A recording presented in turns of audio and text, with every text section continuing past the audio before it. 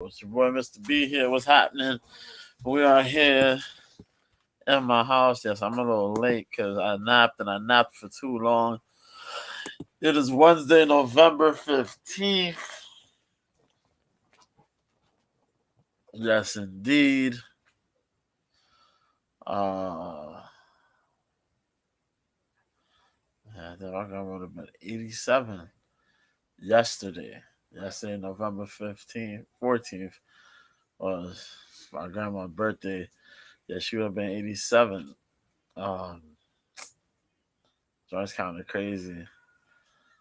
Um, yeah, she passed away and she had what was it? Lymphoma. Yeah, the form of cancer she had. So I tried to battle through, but she passed away back in '07. So uh a little somberish. But I'm alright. I hope you guys had a uh good week so far. Um yeah. Yeah, I hope you had a good week so far. Hope things are going all right. Hope you enjoyed last weekend. If you was on OK Live, hope you did. Got to watch the fight live in MSG. I can't say from MSG because yeah, if you was there from MSG, I was home here. Things were crazy, but yeah, I got to catch it. Really good stuff. Um, New York cards always deliver. The MSG cards, everybody gets the spirit of fighting, and things turn out pretty good. Oh my God, Noel's insane. Um, I don't know if you hear him going crazy in the background. The little homie, he plays games. He gets too into it. He loses his mind. Ah. But yeah, man.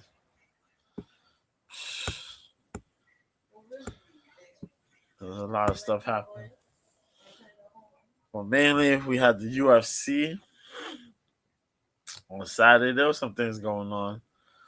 But yo, I had some good picks, man. My picks hit, yo. Um, yeah, my picks pretty hit. I had 100 on my Andrade pick. I had picks that I had. I had okay. So yeah, a lot of my picks hit. I did. I messed up on four. There was one draw, but the rest of it was good. Can you imagine? I had the first pick right. I had Emmers on Tapology because I don't tell people often. I'm on Tapology, um, so you can check that out. It's pretty cool. Uh, you go on Tapology, you make an account, make some picks. Whether it's an MMA fight or a boxing bout, you can make some picks. I think, and then you share them and you battle your friends or whatever. So I had it. I had Emmers. I had Emmers by decision. Emmers won with a knockout, 40 something seconds. A really, really, really good bout. 13 fights were on the card. Um, I think we didn't lose. Uh, no, we didn't really lose much. Oh yeah, Roosevelt Roberts came in heavy. Um, then they had a catchweight bout between Castaneda and King. Um, yeah, I think that was the only thing, right? Yeah, catchweight bout. Um, yeah, catchweight bout. The and Roosevelt Roberts missed weight. Oh no. Was that it? I think something else happened too. But oh yeah, Emmers missed weight. That's right. Emmers missed weight. That's what happened. Emmers missed weight. Emmers missed weight by like a pound and a half. Yeah. So Emmers missed weight. Emmers fought Dennis Bajuka to open up the card. And in less than a New York minute, Emmers knocked out Dennis Bajuka. I'm so disappointed. And I'm hurt because I picked against him. I picked against Dennis, and that happened. It was. I didn't want to. I thought Dennis was going to do all right, but then something kind of told me, like, pick the experienced guy. Dennis, I don't know, man. But Emmers went. Emmers caught him, clean right hand, put him down and out, man. Put him away. That was it. Crazy. Um, so, yeah, I didn't even get to say. Like, I'm reviewing this episode. This is what I'm gonna review. I'm reviewing 295 right now today. We're gonna talk about the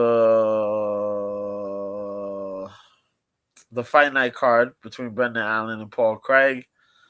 That'll take place on Saturday. Friday's Bellator 301 card that takes place. The boxing fight, the Shakur Stevenson fight that takes place tomorrow. If I don't get to stream it tomorrow, I'll stream it the Friday. Only because Shakur Stevenson's not fighting the guy I thought he was gonna fight, but the card is gonna be fire. I'm gonna get to it, but some other new stuff too. But yeah, Joshua Van fought Kevin Borjas. This was a good back and forth between two of the newer guys in the UFC in the division as well. Van and Borjas had a back and forth. Borjas kind of came good in the first round. They're real good. But Van turned up the heat in the second round, and then the third round, he just closed out, man. Pretty straightforward. I don't know what Joshua Van is built of.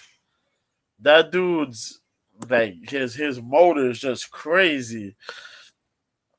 To be able to pick up the pace the way he does, and then have this crazy body work. His boxing, he slips through some punches. Pretty good offensively. He's super, super good because he's there striking. He's hitting you on the top with the jabs. He's throwing kicks in the mix. And then he's hitting you with these combinations to the head and to the body. It's like, Jesus. Borjas got so winded. Along with the pressure that Van was putting on him. It was just overwhelming Borjas, man. I had picked Kevin in this fight, thinking that Kevin was going to go in there, be very technical, and avoid some of the traps by Joshua Van. Have his pace be picked up in the later rounds and him take off on Van, but Van did the thing. Van did that. So it was very good to see Joshua Van put that pace on him, drop him, and then pretty much just do what he had to do to get the unanimous decision win. Big props to him. So that was that. That was the unanimous decision for Joshua Van. Van goes up now to 9-1. Borjas drops to 9-2. Yeah. So John Castaneda fought next. He was 20-6. Well-rounded guy I mentioned last week against Kyung Ho Kang, who was 19-9. And I mentioned that, Kyung Ho Kang, they talk about Kyung Ho Kang striking and how he has powerful striking. But I don't really pay attention to that. Is the fact that he won the majority of his wins are by submission. This guy went out there to fight Castaneda, and brother, he forgot his ground game. Like This is why I hate like like certain analysts and the commentary team and all and certain things of that nature, because you glossing over a guy's ability. Now you're there talking about how this guy's a powerful striker. He's a heavy striker. He's a heavy striker. He has KO ability. All right. He has KO ability. He has knockout power. He has strong punches and kicks. But as I mentioned last week, you have 2 wins by knockout or technical knockout. 12 wins by submission. 12. Dog, you know what you're going in there to do.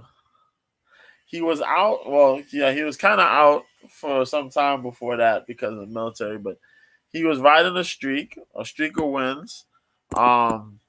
So, you know, he was riding back-to-back wins. He fought last year. He fought this year. He fought earlier this year, so he was going back in there. He fought in June. We fought last year, in June as well. So it was like, yo, you riding off. You got wins. You were somewhat active, you know. So you're riding the back-to-back wins. You coming in here, should be able to do what you got to do. This guy went in there striking with John Castaneda. Just straight up striking with John Castaneda. This was bad. And he struck, and he was striking okay. Then Castaneda said, hey, I'm not a freaking striker. I'm a well-rounded MMA fighter. Castaneda put on pressure. He struck with Kang. He got hit by Kang, but he threw strikes right back at Kang. And then he went for the takedowns. And he went for wrestling. He did well in the wrestling aspect.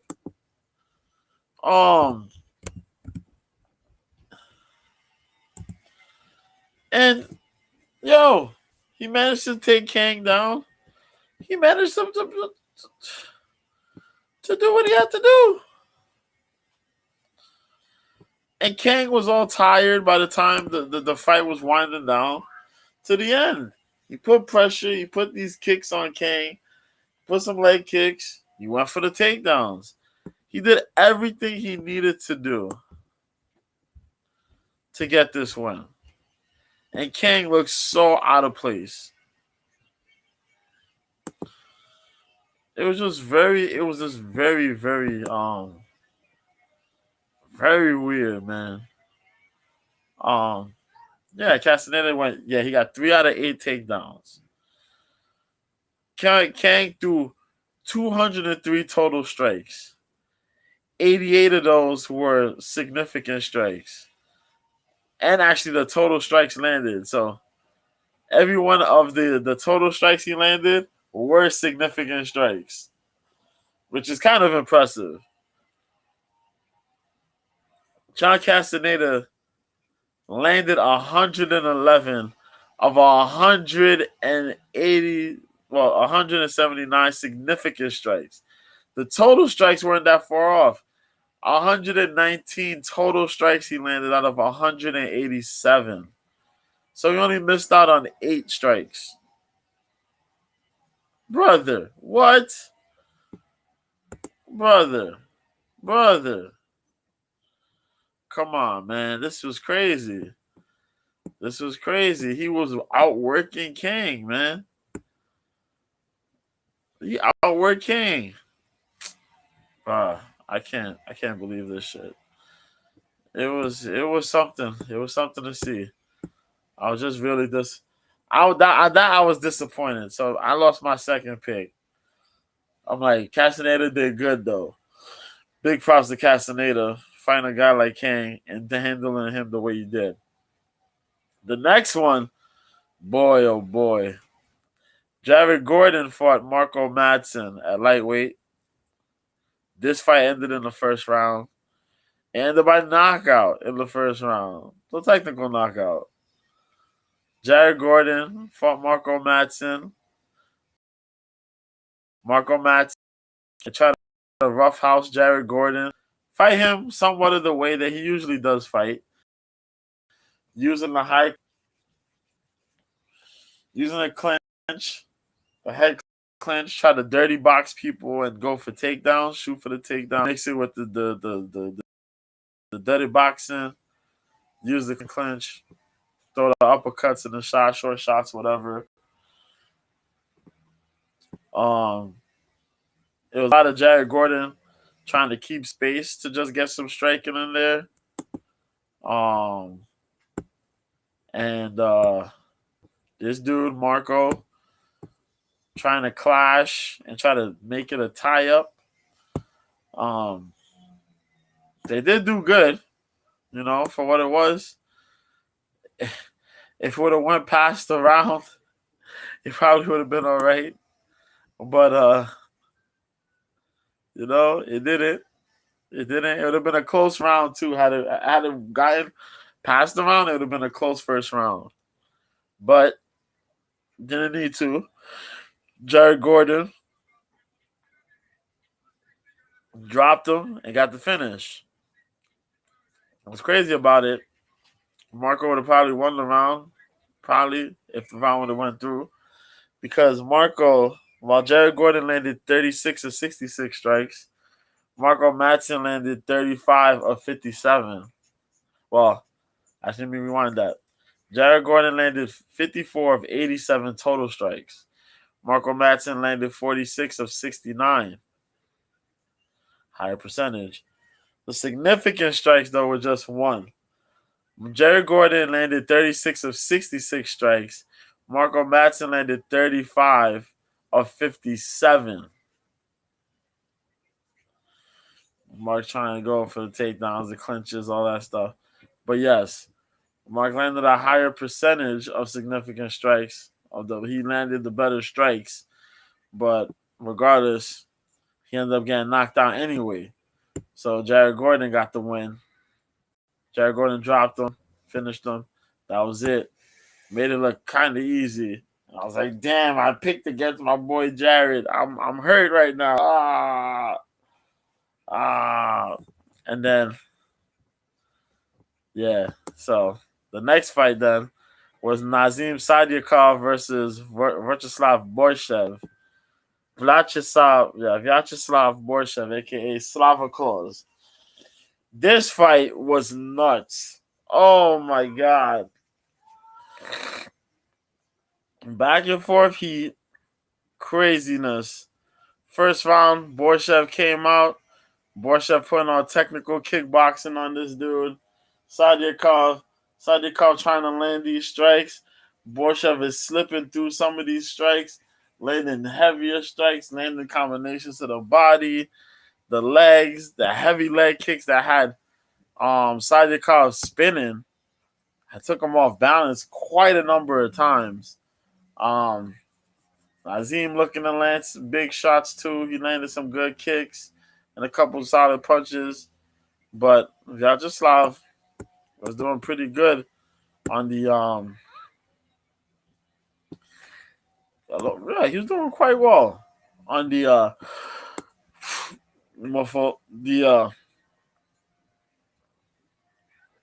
the striking on the first round. First round, crazy. Hold on, let me see if I can actually show you guys. Now it's time to pull out the stats. Pull out the stats. Now I like to pull out the stats. You can check this out on YouTube. Go on YouTube and you can see the stats.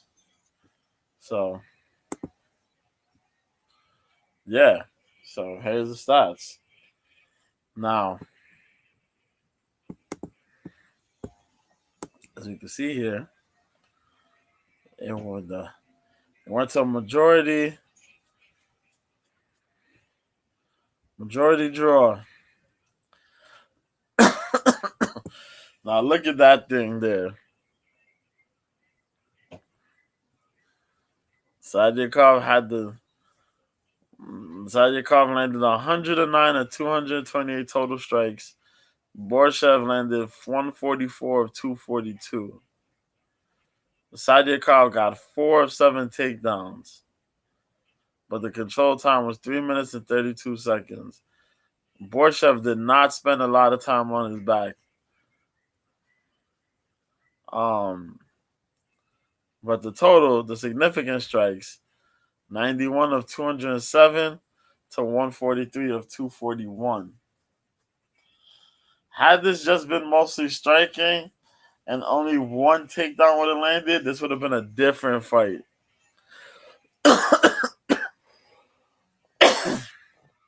But 4 takedowns landed. Now, as I mentioned, you see the strikes there, clinch strikes, leg kicks. You see Borshev landing more leg kicks. Borshev did a lot of body work. The stand-up strikes were kind of similar. But then you see the ground strikes from Sadyakov when he took this dude Borshev to the ground. But you see that there. Borshev being the blue, Sadyakov being the red. Borshev took off the first round. As in took off, not relaxing, but was active. He goes in there, he's throwing a lot of good strikes, a lot of nasty combinations, beats up Sadyakov's lead leg. Cool. Second round he came in, tried to do the same thing. This time around, Sadyakov, I think, caught him with a left hand, I think it was. Then he caught him with a left, or was it a right? Rocked him a little bit. Then comes in with this big left head kick. Boom! Knocks this dude. What we thought knocked him out, it knocked him down. Sadyakov follows him, starts hitting him with nasty ground and pound. Ended up busting him open. What's crazy though? This guy manages to get back on his feet. I don't know how Borshev managed to get on his feet, but he just kept doing it. When he got taken down, he got back on his feet. Like, what the hell? He got head kicked. You thought he was done? No, he comes back. That third round came, man. Boy. And he's right back to business. And you're just looking like, brother, what are you made of? He gets cracked with some shots. Nope, I'm going to crack you right back, and throws these heavy bombs on him, on Sadyakov. Sadyakov gets his takedown, and it was just crazy. It was crazy. This fight was crazy, but it ends up becoming a majority draw. Can't even argue with that. That was a good fight, Good back and forth. Can't really complain. It is what it is, You got the good win there. The following fight with Mateusz Rebecki fought Roosevelt Roberts. Roosevelt missed weight. It was good to see Roosevelt get this fight opportunity though. But it was kind of written like everybody kind of had when Mateusz. Once he found out Roosevelt missed weight, it was like, yeah, we got more belief that Mateusz was gonna take this W. And Mateusz went in there, wasted no time, put immediate pressure on Roosevelt Roberts. Threw some nasty combinations, got a takedown, fought on the ground.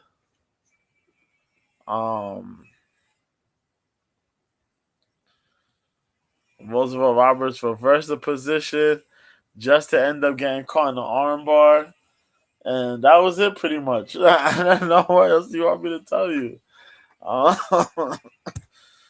10 of 16 significant strikes he landed. Roosevelt Roberts only landed 2 of 7. The fight only lasted 3 minutes and 8 seconds. That was it. Man put him in a position, forced him to go a certain route so he could get the arm. He bit on it, and then he got grabbed. He got grabbed, and that was that. Submission. Boom. Rebecki wins. good one for him. Hopefully he gets another big fight. Let's see what happens. Um, so I got back in the win column there. So the next fight there was Tabitha Ricci versus Lupi Godinez. Good fight. Um, yeah, really good fight here. Between the ladies. Well, it was a good fight. I'm not gonna say really good fight because Ricci was kind of in this situation where Ricci was kind of shadow boxing. How some of us would argue about certain fighters that don't want to engage. She was throwing punches, but a good portion of those punches would have done good had she stepped in a little bit more to land those punches. Um, she felt Lupi's power. That's what it was. Lupi caught her with them stinging boxing combinations. She did hit Lupi quite a number of times though in the fight. She did. They were scrapping. They were seriously scrapping, but I think the landing percentages could have been a lot better. The first round was kind of close. Then after that, Lupi kind of took off with the rest of the fight. Um, no takedowns. Uh, there was somewhat of a knockdown, but it wasn't really a knockdown. They didn't count it. Where it was, I think Lupi knocked down Ricci, but Ricci knocked down Lupi, but they didn't really count them. They didn't count it. I guess because they both knocked each other down, so it was kind of like a flash knockdown. So I guess they didn't count it. But the majority of the fight was pretty much them striking each other back and forth, back and forth. Um, a lot of shots to the head. Lupi was trying to do a little bit of body work. Yeah. And Lupi was going that crazy with the clinching, with the ball, was trying to get some strikes in the clinching with some elbows and whatnot. But she pretty much kind of bullied herself into the rest of the rounds. Ricci did have some good clinch control, but Lupi did shoot for a takedown. But I said, "Fuck it, I'm just gonna bang this girl up." And you seen it. It was kind of a close first round. Then Lupi just skated away with just being more active and throwing more punches. She should edge the second round by like a lower percentage landed, a lower percentage thrown, but higher landed. Um, over Tabitha Ricci.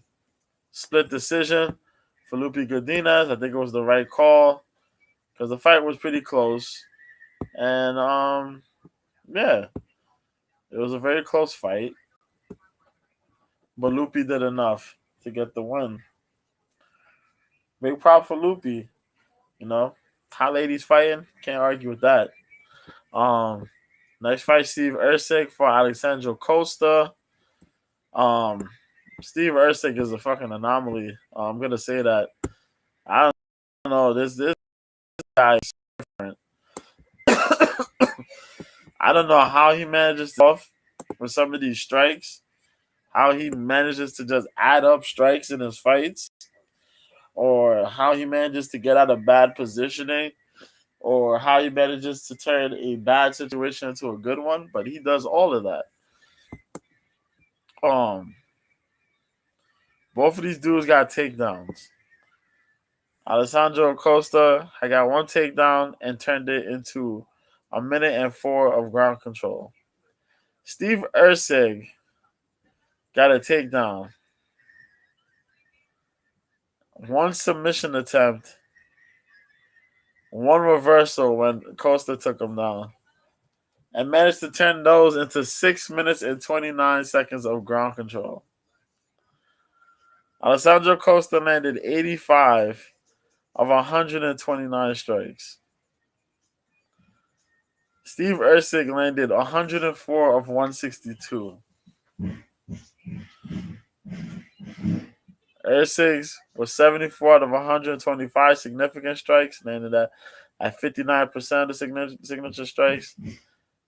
Significant strikes. Alessandro Costa landed 54 of 97 significant strikes, making that percentage 55. Bro, Usyk is efficient, man. And Usyk just managed to reverse these positions, get crazy, and just do what he had to do.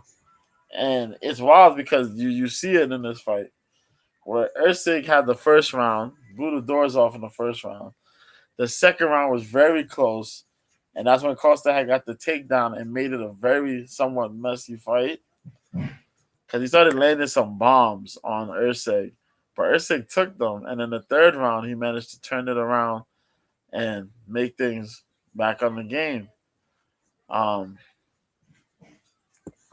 Usyk's movement, the strike selection, the fact that he uses the jab, he fights inside a little bit, but then could go back to fighting at range. It's very, for a guy who just came out the blue, managed to get himself in the rankings, beating David Dvorak, and then fighting this guy, Costa. Yo,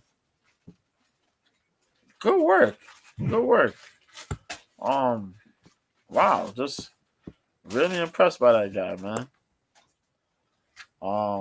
So then we had the main card. Oh yeah, I had Usyk, so I got another one. So we were 1-3. Actually, we were 1-3. Then we got 4. Then we got 5-3. Yeah, 5-3. No, we were 4-2-1. There you go. So it was 1, 2, 3. 2 losses, 1 draw, 4, 5, 6. Okay, 6-3-1. Then we had Diego Lopez versus Pat Sabatini. Now, Lopez, we mentioned, Bieber mullet, came in fight Pat Sabatini. I was very nervous because I love Pat. Pat Sabatini, the guy, man, he's dope. But Diego Lopez, I felt, had the much more dangerous skill set because I felt that they have submission skills. Lopez stays active, stays busy. Even if Sabatini was to get him down, it'd be difficult because Lopez is a really big dude at 145. He's always active off his back. And if it came down to them being in a stand-up battle, Lopez will get the best of him. And that's exactly what happened. It kicked off with Pat being being aggressive. And Pat did hit him with a really good shot to kick off the fight. He hit him with a nice little combination. Yeah, it was good. And then it got bad. It got real bad. If I remember, I think Lopez caught him with a left. This dude got rocked. Then he got hit again. He dropped. And Diego Lopez beat that man from Timbuktu. And, that was it. I mean, bro.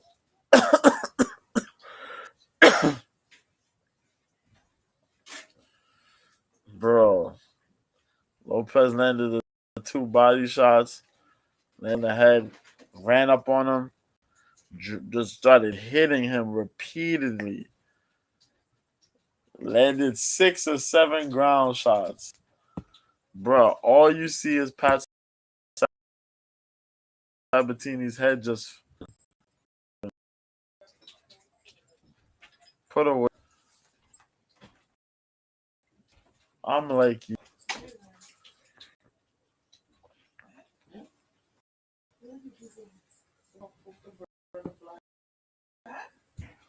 Took some food to brother in church. Did surgery on the back? No, it's family in Jamaica. One brother has it in Pennsylvania. Oh, that guy? Yeah.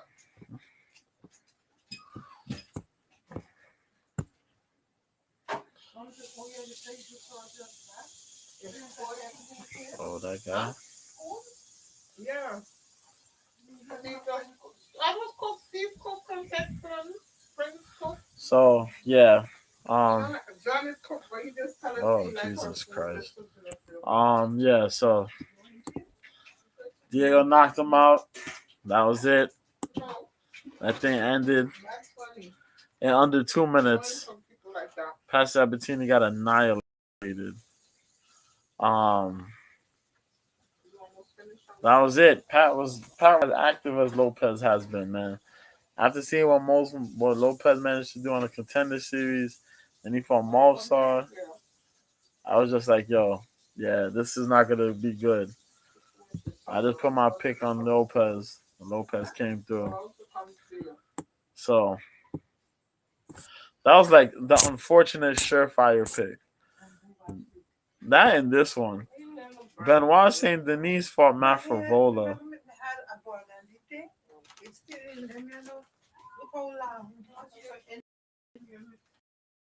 Benoit Saint Favola. What this lasted for, this was a big. There was a lot of heat, man. Everybody was loving this fight. But what's crazy about it was that there was less than 30 strikes thrown between these two. Matt Favola landed 5. Well, Matt Favola landed 7. And Watch St. Denis landed 10 of them. 5 of them were significant for Favola. 6 of them were significant to Benoit St. Denis. Benoit St. Denis knocked this dude out. Matt Favola landed 2 of 2 takedowns. Um, there was a reversal.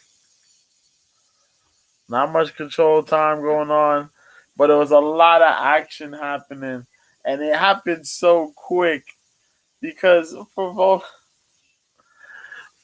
got the takedown. This dude got a reversal, and it was like what the hell? Favola got the takedown, then the reverse, and it was like what's Favola got? And then Benoit started marching, and Favola was backing up because he felt the heat, and then what's up? Boom! He was throwing some shots, right hands. I think he threw the right hands. Tried to throw the left, couldn't reach with it. He thought he was going to try to throw another left hand. Nah, he threw the left head kick. Caught Favola flush in the head. Favola knocked out cold in New York. Brother. Benoit St. Denis is a terror, man. And that's it. 1 minute and 31 seconds. Benoit St. Denis showed up and put away a man who was on a 3-fight win streak in Matt Favola. Matt Favola and this dude's run had dropped Gennaro Valdez about 5 times. Laid out Atman Azatar at MSG. At MSG at 281. And then fought Drew Dober and knocked and stopped Drew Dober. Dropped Dober and then beat him up. No, this is mine. I'm dropping them all. Just to get annihilated by Benoit Saint Denis. Right over there. Bruh. Favola's a good dude, man. But this boy say Benoit Saint Denis is dangerous. You gotta give him a ranked guy now, man. You gotta let him fight a ranked opponent. He beat Thiago Moises, who was formerly ranked.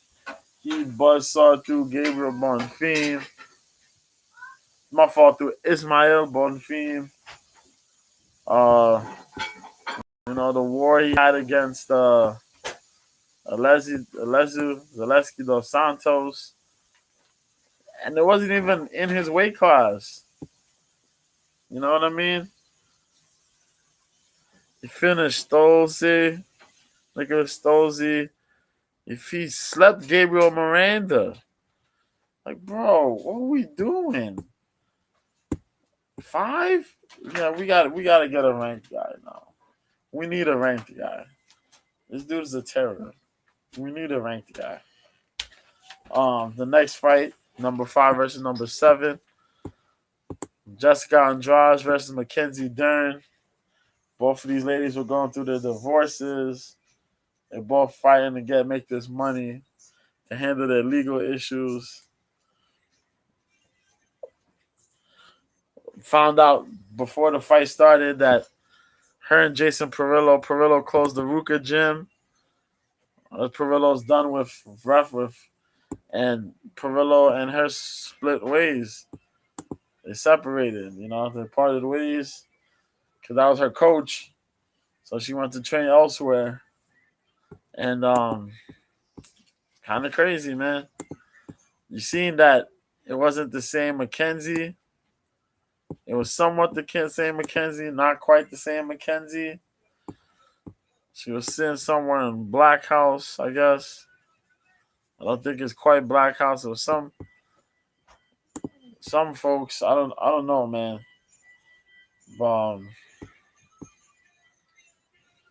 There you go. This Checkmate Burbank. Yeah. This Checkmate Burbank gym that she's trying to chill at. But bro.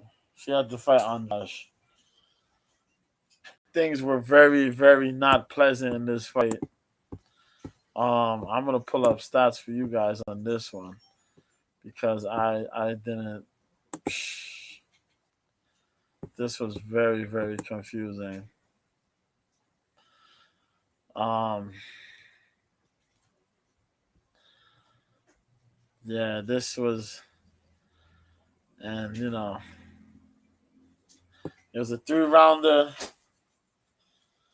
They went out there and they fought. The strikes landed.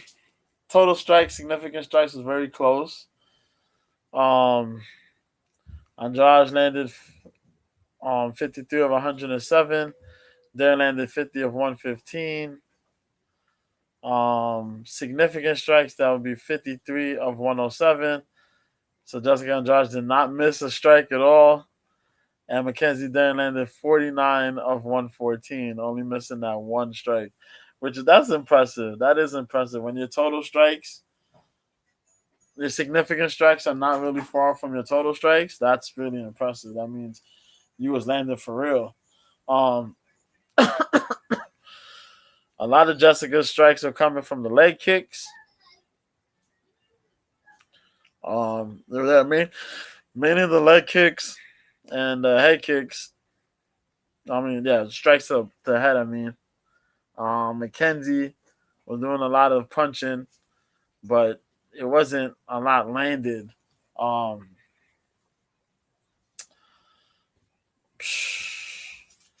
This was weird because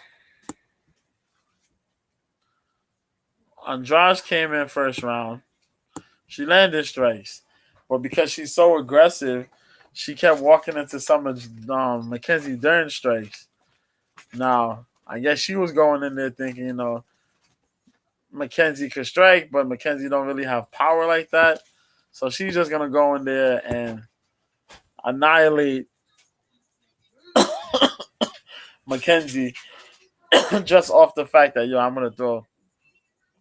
I'm strong. I can throw. I got more power.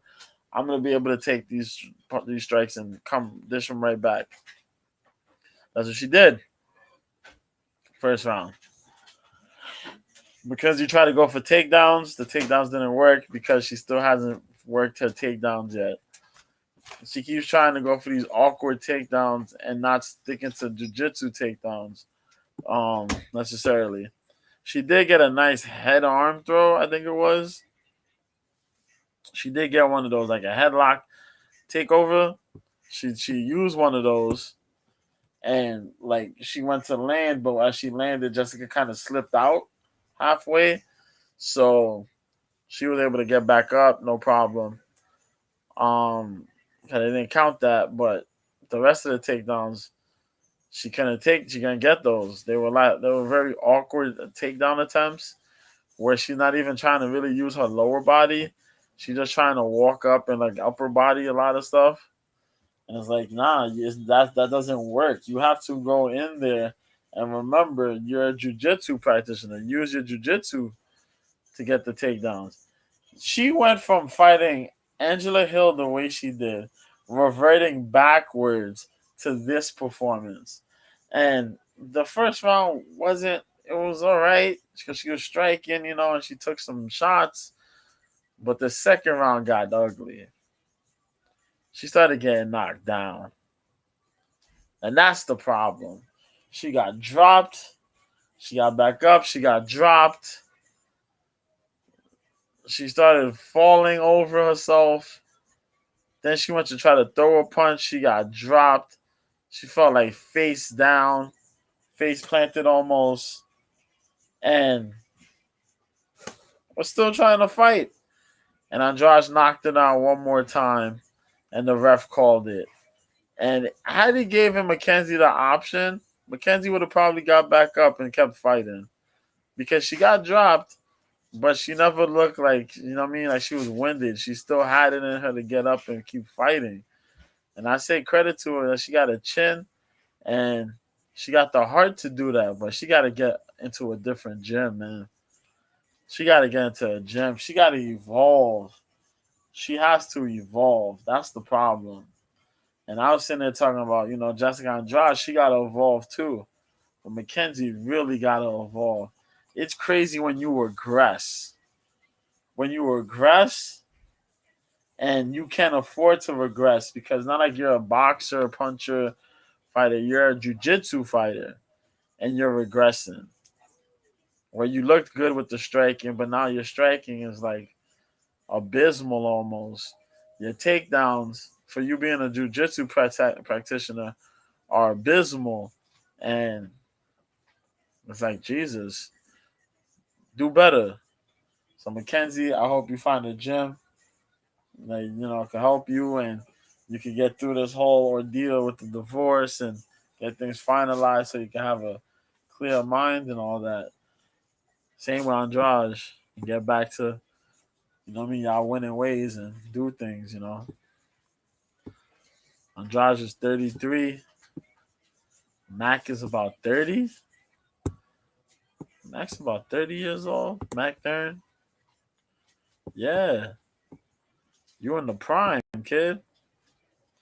Gotta get yourself together, man. The UFC is not gonna lose hope on you. You a jiu-jitsu black belt. You a champion level fighter. You know what I mean? You beat Gabby Garcia in absolutes ADCC, man. What's wrong with you? You gotta you gotta do better, girl. So I hope, she does. I really do. I really, really do. Um so we had the co-main, Tom. Oh yeah. So I had Andrade. We're climbing up the ladder now. We're climbing up the ladder. So we were 1, 2, 3, draw 1, 2, 3, 4 and 3, 5 and 3, 6 and 3, 7 and 3. Yep. So 7 and 3. We were here going to the co-main event. Tom Aspinall versus Sergey Pavlovich. Now, a lot of people were riding with Sergey. Sergey was an underdog, slight underdog in this. And I was very nervous because I was like, this is an underdog. Sergey could probably do this. Oh. But now I'm like, they throwing disrespect on my dude Aspinall. Sergey got so much of this hype going into this fight that it was like, okay, Aspinall had the leg injury. We didn't get to see him fight Curtis fully.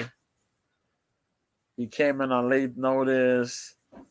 He didn't quite cut the way he wanted to. He's not as lean as he wanted to be.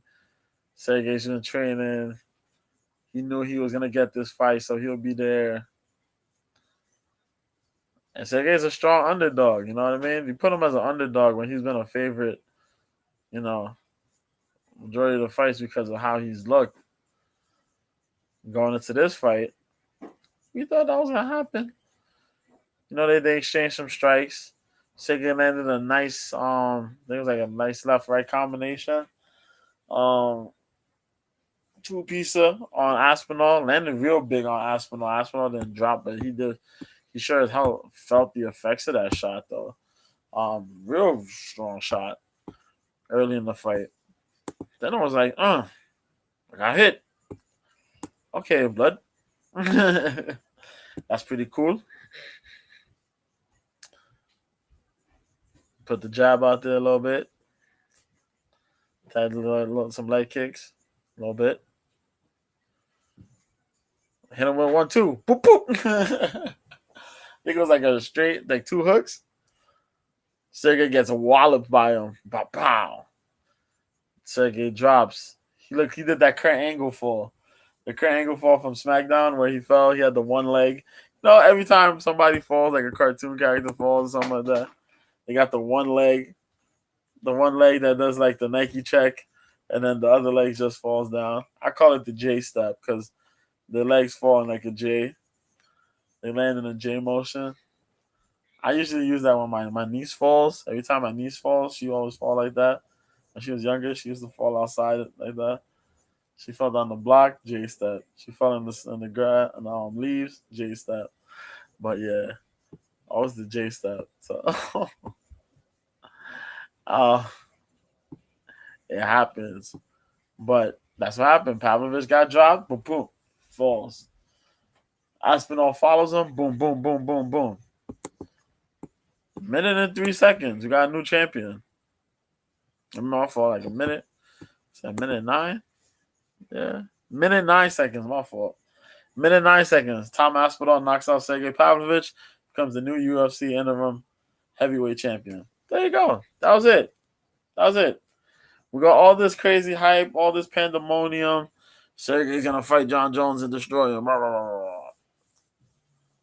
Bruh. Sometimes you gotta realize that, you know, you gotta put respect on both ends of the fight. Now, Sergey earned his way to this position by finishing a lot of opponents. Props to him.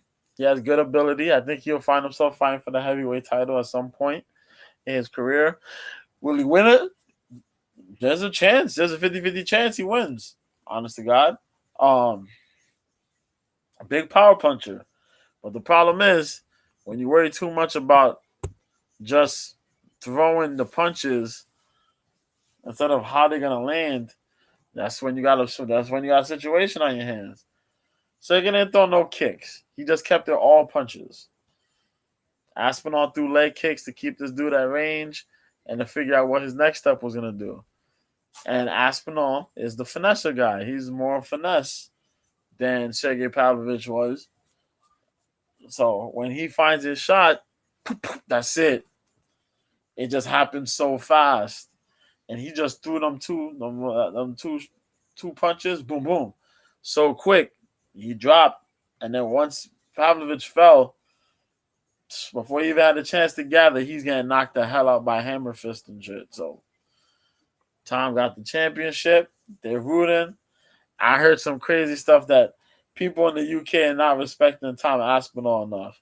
But y'all gonna back up behind Paddy Pimblett. I don't understand, bro. I don't understand. That joint is weird to me. It's weird. It's so weird. They all hyped up for Paddy Pimblett. Yeah, he's not as big. Tom Aspinall not big, not that big a deal in the UK. What? Y'all people are crazy. Paddy looked like he getting finished in every fight, comes back. Then all of a sudden, he fights Jared Gordon. And we looking at him like, yo, what's going on here with you, brother? He looks so generic. Aspinall's blowing away the competition at heavyweight. and y'all over here overhyping Patty. But you know what? I don't even blame Patty for that. I blame the UFC machine for that. These dudes just don't know how to promote the proper people, man. Well, that always comes down to it. Y'all don't know how to promote the proper people or promote the people properly. Is it the proper people or the people properly? Because you got a UK area and you ain't promote all these guys like that. You know, it's weird. But props to Tom Aspinall, Sergey Pavlovich. We'll see him for sure somewhere down the line. But for right now, is we'll see what happens if they get the Stipe fight happening and whatnot. And then we had the main event. Yuri Prohaska comes back from his year layoff to fight Alex Pereira. And Alex Pereira's second official UFC light heavyweight fight, which just happened to be for the vacant title. Ah, this fight only took 2 rounds. It ended in under 2 rounds. And that's where my 8-3-1 streak became 8-4. As Alex Pereira managed to put on a technical striking clinic on Yuri Prohaska. Yuri did try to land some good strikes. He tried to step in. It didn't quite work the way he wanted it to.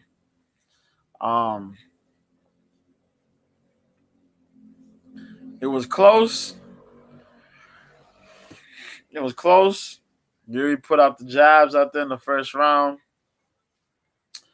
Alex was out there throwing his and keeping him at bay with the leg kicks. These leg kicks were key because, the leg kicks just fucked Yuri up. I mean, by the time the first round was done, Yuri's leg was probably, it was probably like raw meat. I mean, just looking at Yuri try to step on the lead leg was bad. The inside leg kick was just destroying this man's leg. Just destroying it. And they're so low. So they're just hitting. If they're not hitting calf, they're hitting shin and ankle. And it's like, God damn. These kicks. And every time you hear doom, doom, doom. I'm like, what the? So Yuri trying to put the jab, he's trying to put pressure. And that was Yuri's problem. Yuri tried to put so much pressure to close in to avoid these leg kicks. So Yuri was fighting good from the outside as well. It landed. There was a close landing situation between the two. If I could show you real quick, I'll show you this one time.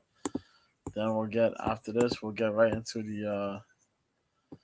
the this weekend stuff. So check it out, man. So you see, you can check it out here.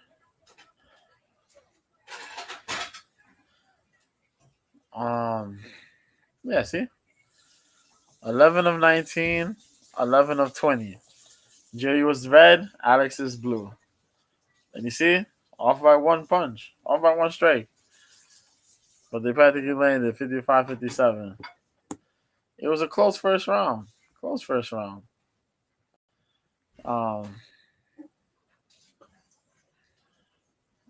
Significant strikes, at least. But you see here, total strikes 44 of 70, 49 of 72. Significant strikes 30 of 53, 38 of 61. Very close. It was close. But what separated it was the second round. Second round comes. The leg kicks keep coming in. Jerry's trying to wrestle a little bit. If I'm going to try to wrestle, he was trying to wrestle beforehand, broke. He tried to get aggressive, take away the distance, Try to close in. Pereira throws his right, then throws his left. The left connects. Damn the left hand, man. Short left hand. Didn't even extend it that long. And that thing just clobbers Yuri. Yuri just drops like a sack of potatoes.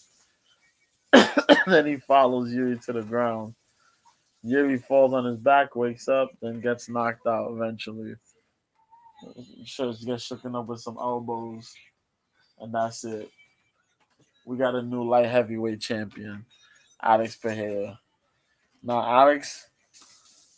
Alex wins. Props to him. But then he made a horrible call out. He called out Israel Adesanya. Adesanya said he's not coming back to fight yet. He's taking a sabbatical. And what are you doing? But more than likely, Jamal Hill will be out here willing to fight. He'll be next up to fight. And I'm not mad at that. I'm actually looking forward to that. If Jamal Hill's cleared the fight, let that happen. If not, I don't know who's next. Won't be Ankalaev because Ankalaev and Walker are gonna fight in a rematch. They announced it. They'll be fighting sometime, but by next year, I think it is. Um, then yeah, so my fault. So that's it. Um, yep, that's it. So what are we doing today? Well, we got two cards we gotta talk about. We have uh the Bellator card. There's LFA. If you have Fight Pass, LFA is gonna be on. So you could go check that out. We'll just screen through some of the stuff, but the major stuff that you want to watch. You want to watch Bellator. You want to watch the UFC. There is an LFA card that's going on. That's on Friday at 10 o'clock on UFC Fight Pass if you want to watch that. Cody Davis fights Eduardo Henrique, yeah, for the flyweight title. There's a couple other cats that are on here. People that are going to be interesting for you to check out. Nikita Koshin, who's 4-0. He's fighting at lightweight.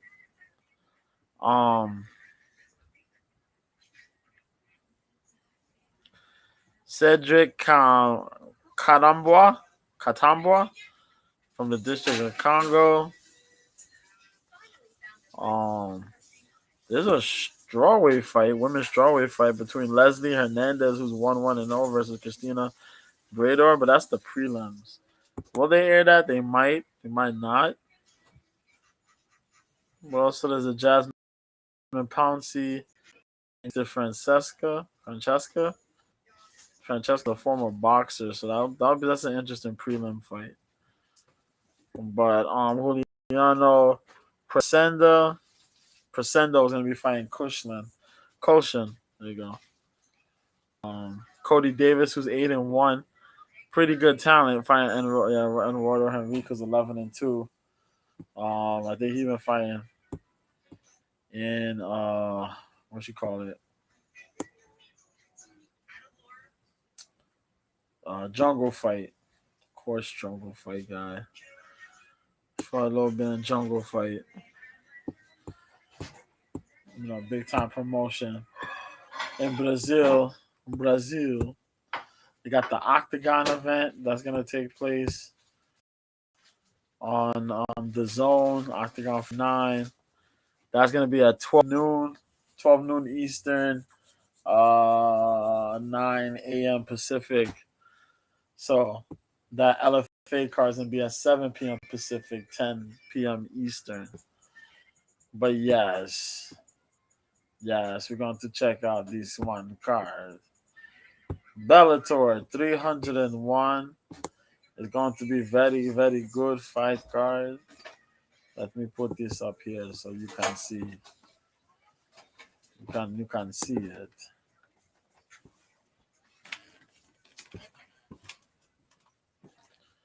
This girl, she is girl. Let's put on the shirt. I'll put on the shirt for you. This way I can share it for you. I will put Where's no else? I will put all this. Where's no Hopefully else? you can hear me. Where's no else? In the bar? I'm gonna bring it out. No. Later I'm gonna go to some more.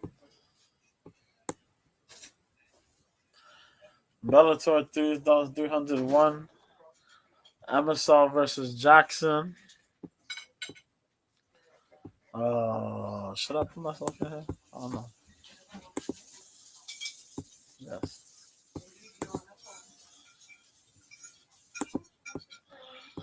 As you can see, the boy Yaroslav Abasov. This is gonna be 16 fights on this card. Jesus Christ. So to let you know, the prelims start at 5 p.m. Eastern. You'll catch all the prelims on YouTube. So it's 5 p.m. Eastern, 2 p.m. Pacific, and depending on where you live at in the world, it could be anywhere between that 3 hour time difference or 10 hour, 12 hour time difference. 5 hours depending. I know if you're like in the UK area, I think it's 5 hours or so. But yo, enjoy yourselves. Um, yeah, the prelim start at 5 and the main card starts at 9. So it's 9 p.m. Eastern, 6 p.m. Pacific, and anywhere between 3 and the 12 hours, depending on where you live. Uh, but it's headlined by Yaroslav Abasov, the undefeated Ukrainian fighter, fighting against Jason Jackson, former tough alum. Um, but yeah, manages to find his way to finally fighting for a big time title. Jason Jackson was on that tough between the Black Zillions and ATT. You know, Dominic Cruz got on his nerves. He was kind of slacking. He picked up. He got a lot better throughout the years. And now he's one of the top guys, man, outside the UFC. Pretty good. Really talented. He's picked up his wrestling game. Really good with his striking, I tell you that much. But his wrestling game and defense has improved. He's going to need those skills against a guy like Abasov who can keep things always confusing because his striking handles pretty well. His wrestling and scrambling ability is insane. Um, brother. Sergio Pettis, this is what everybody's been looking forward to, though. This should have probably been the headliner. Show me your phone.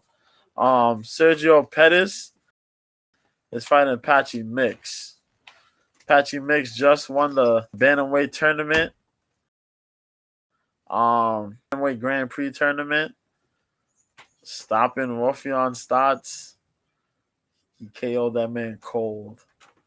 He has submitted damn near everybody. He's a machine. He's big for 135. His submission skills are insane. His striking has gotten better.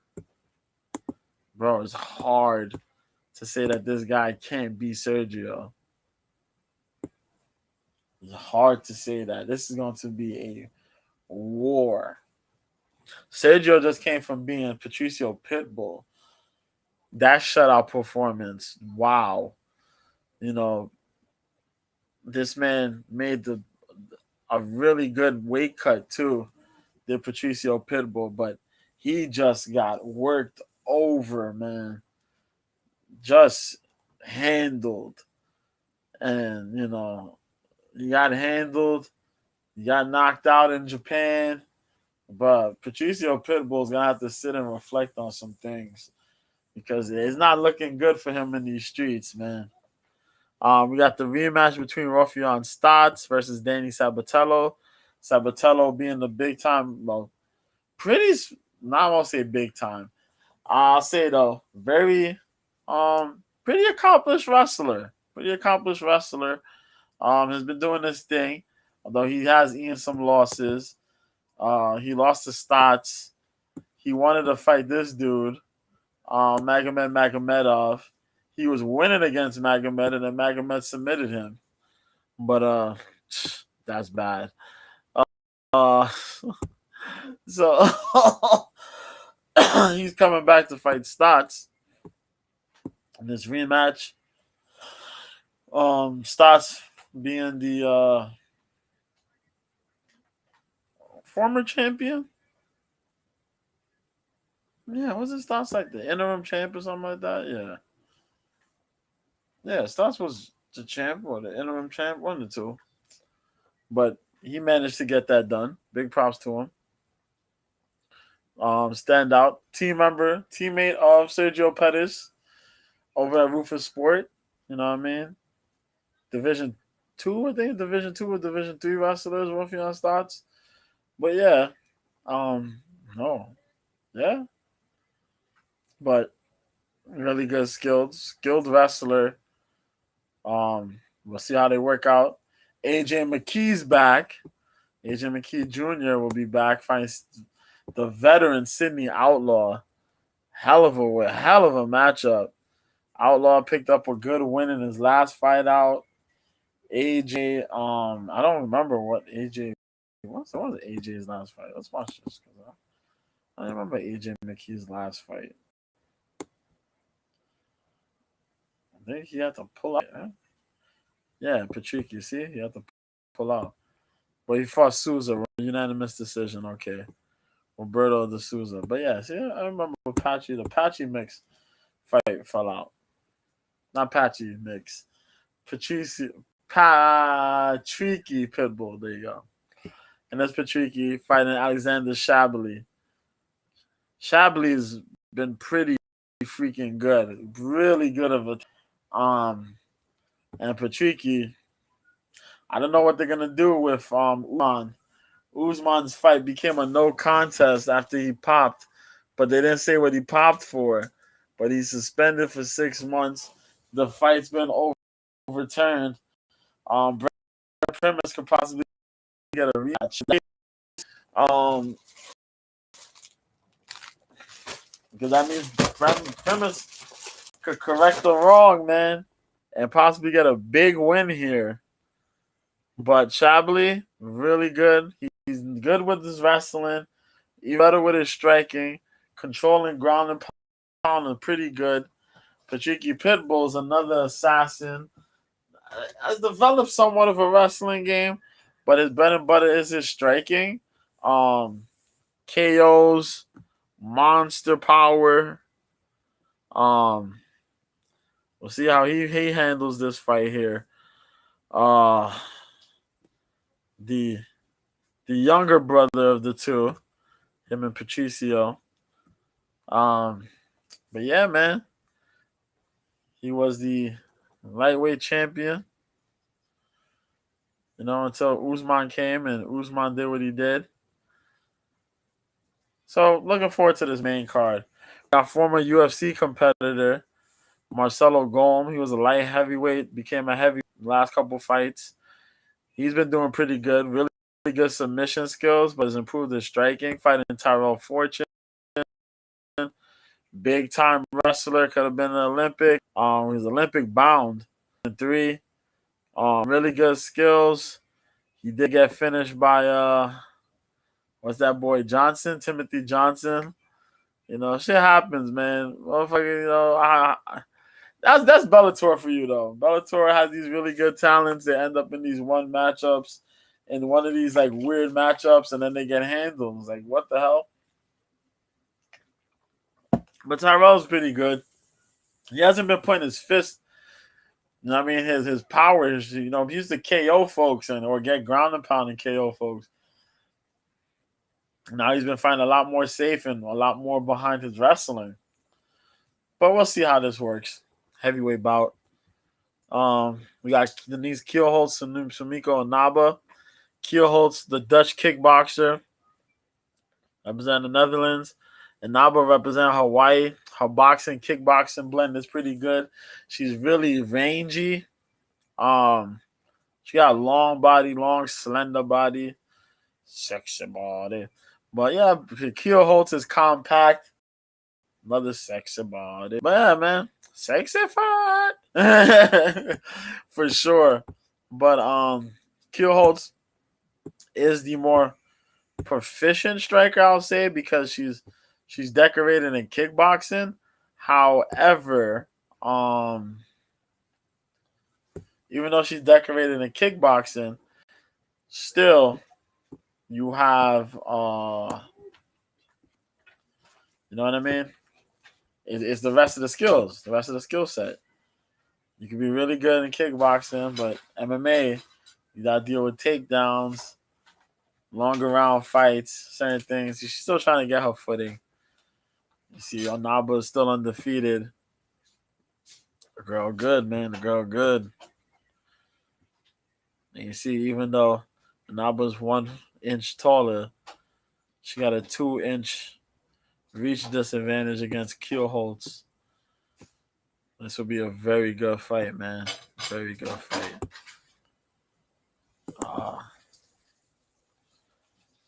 Let me see. Hold on a second. Okay.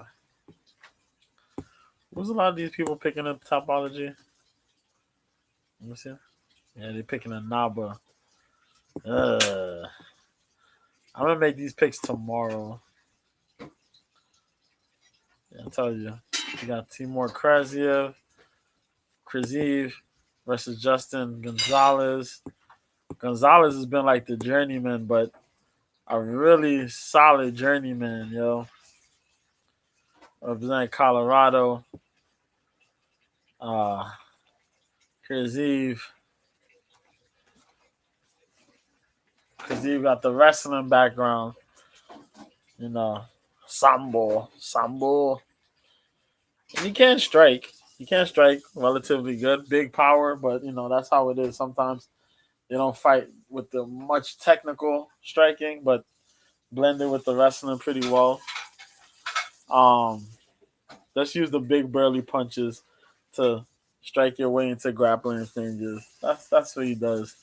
But he does it pretty good. You're 13-0. You're doing it pretty good. Good control. We're going up against, as I mentioned, boy Gonzalez. He's only 14-2, 32 years old. He has he'll have a 3.5 inch reach advantage. And that's about it, man. He mixes up his striking pretty good. Likes to get into some wild fights. Can't switch it up and make it technical. We'll see where this fight goes. Ooh.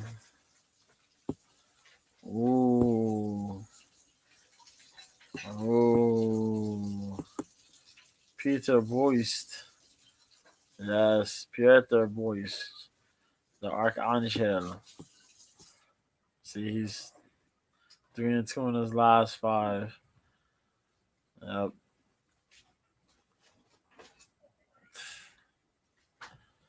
Versus Archie Conlon. Yep.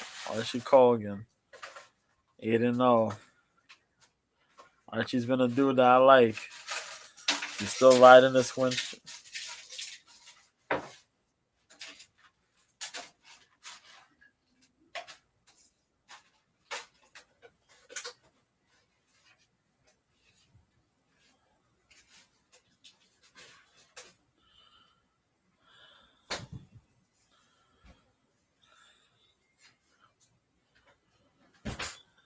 Anyway, I don't know what was that, but yeah, man.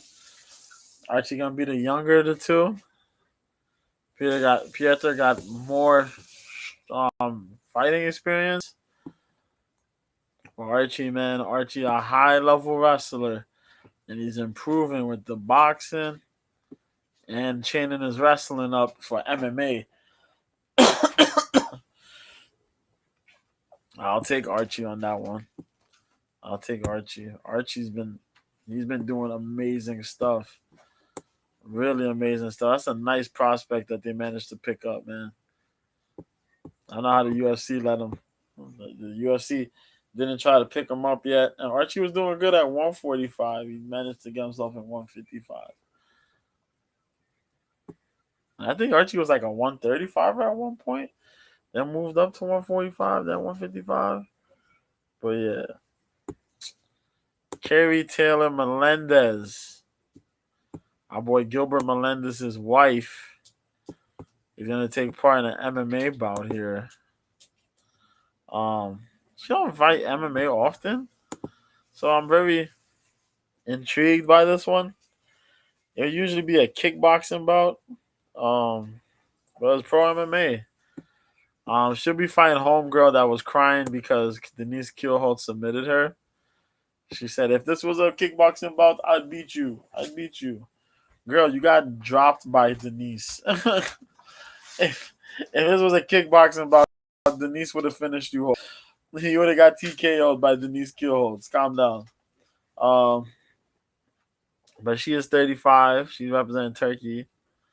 She cute though, but she's bugged the fuck out. You know, you lose, you lose. Take your loss.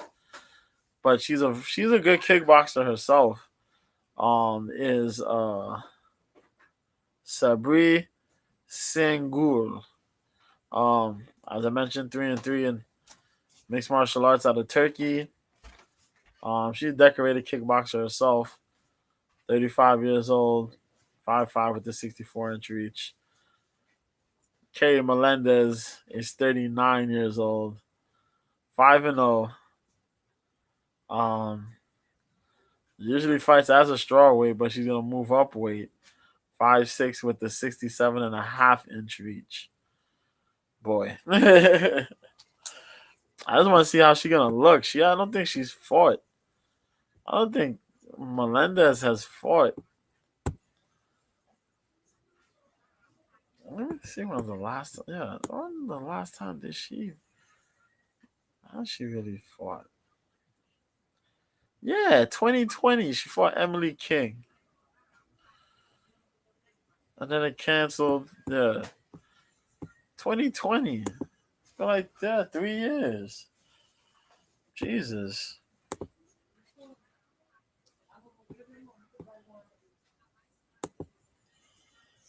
We got. We also got Matias Matos versus Richard Palencia.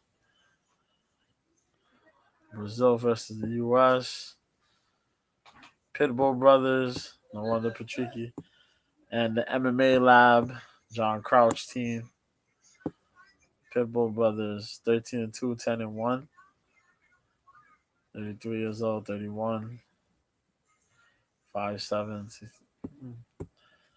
All right, got match up there.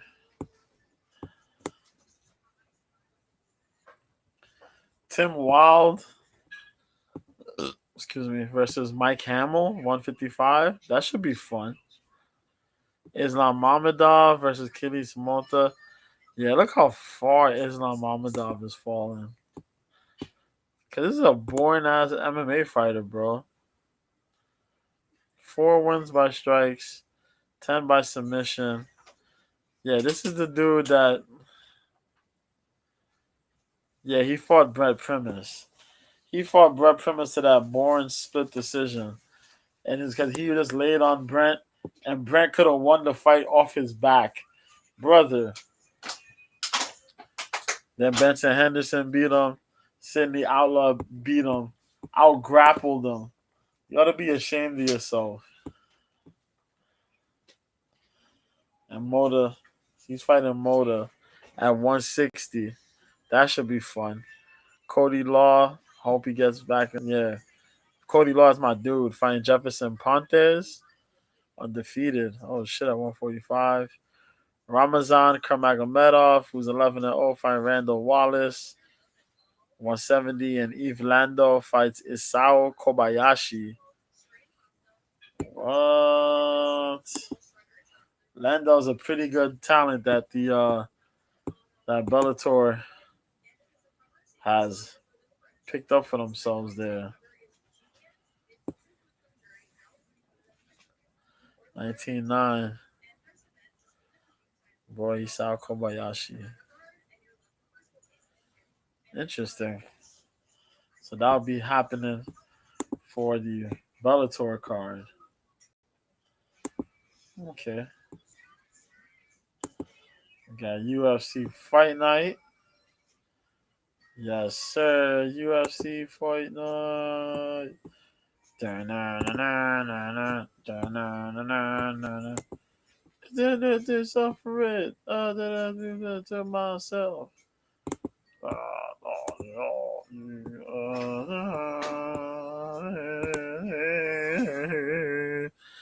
Yeah, I'm trying to remember the song. But yo, card's pretty good, man. Let's get into this UFC stuff.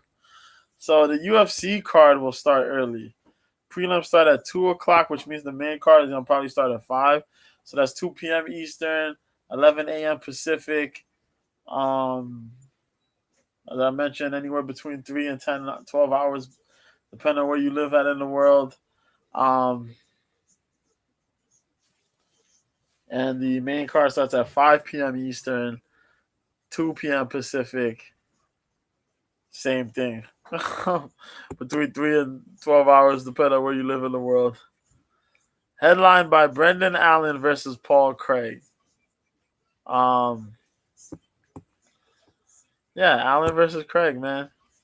Uh,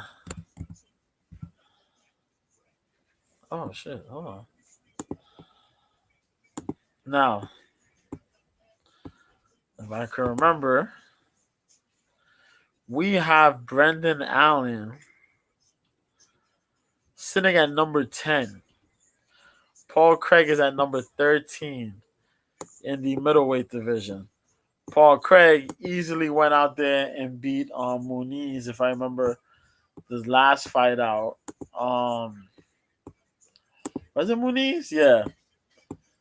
Andre Muniz, dangerous dude, but yeah, he beat Muniz. We started realizing that well, Andre Muniz is a good guy. Muniz sucks at striking, man. And if you could pace him up on the feet, you're gonna get him on the ground, and all you have to do is outwork him. And that's so crazy. Like he fought Uriah Hall, right? He fought Hall. He wasn't able to submit Hall. Hall did fairly well on the feet against Muniz, but only when Muniz took him to the ground did he have issues. And Hall, even though having unlimited skill on the ground, managed to defend himself on the majority of the takedowns. So it was a matter of if you can outwork Muniz, you'll win. And on here, I mentioned that Brendan Allen would beat Andre Muniz. Brendan Allen did just that. When Paul Craig fought Andre Muniz, I picked Paul Craig, and Paul Craig did just that. And it was just a matter of, these guys, Allen and Craig, are both jiu-jitsu guys. They're really good jiu-jitsu guys that have just been under the radar. But they've improved their striking and their positioning very well. And they both have pretty good gas tanks. So if you could get away from all the tying and all that positioning, transition and stuff, and just get those type of grapplers tired where their gas tanks are limited, you could beat them. Look what happened when uh was it Fluffy Hernandez? Fluffy Hernandez fought what's this dude? Oh my god, he was supposed to fight the other day. The jiu-jitsu cat. Oh my god, how do I forget his name? Y'all know who I'm talking about. He was supposed to fight on the card the other day, but they scratched the fight against uh Petrosian, against Armin Petrosian. I know I'm gonna remember it later on, but yeah. He was supposed to fight Armin Petrosian. I think it was the 293 card, but he fell out. No, no, it was the Sao Paulo card, but he fell out because of the this dude got sick. But yeah, but I digress. Um, so that's what's happening, man. We got our dude Brendan Allen fighting Paul Craig. Two tricky submission guys who are improving in their striking. Gonna face each other 1-on-1. Big time bout here, man. We're going into the prelims up. We got Christian Leroy Duncan versus Dennis Tululin at 185. Now, Christian Leroy Duncan's debut fight was horrible. Um, yeah, it was horrible. I forgot who even fought, but I remember it was just real horrible. Yeah, he fought Armin Petrosian. There you go. It was very horrible because he didn't really want to engage. He wanted to keep things distant, and Armin pretty much just beat him up. Took my dude wanted to be flashy. Armin kept things simple, and he beat him. Didn't even really use the legs much, just used the hands. Took away Leroy Duncan's feet, so Duncan only could exchange with his hands for the most part, and embarrassed him. Now he's going up against Dennis Tululin, and Tululin, while being a hard body Russian man who will come in and throw hammers to put you away. Um, you see the win loss record. You see how he's winning fights. You know, he's on a 2-fight losing streak.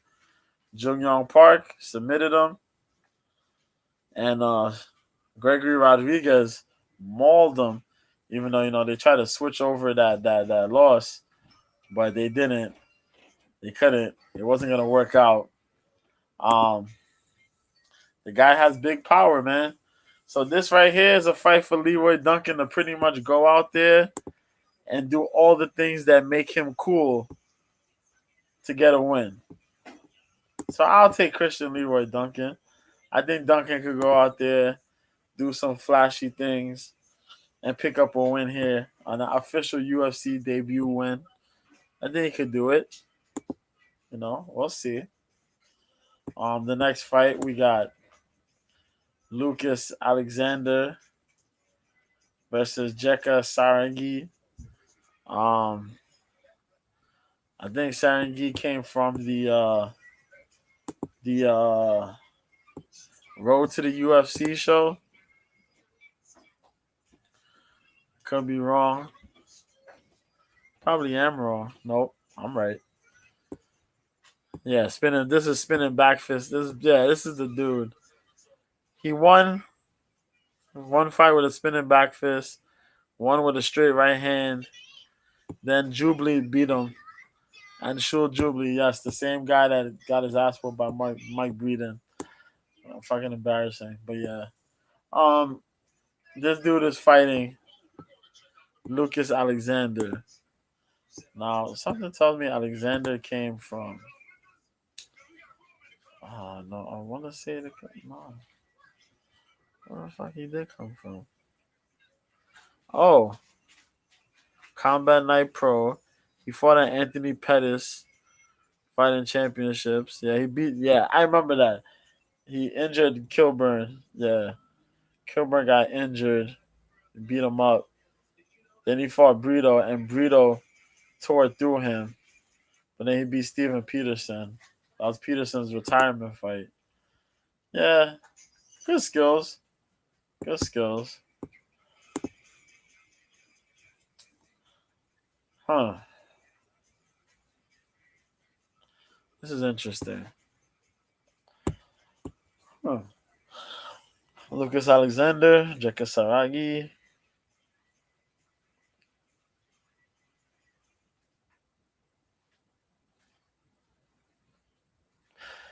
Yeah, I'll take the Indonesian man to beat the Brazilian. I'll take that. I'll take that. We'll rock that out. The next one, we got Charles Johnson, Inner G, versus Rafael Estevan. Estevam, yeah, Estevam. Estevam, yes. When was the last time Estevam fought?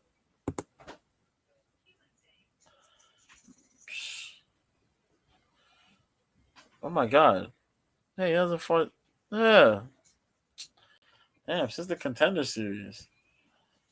Oh shit.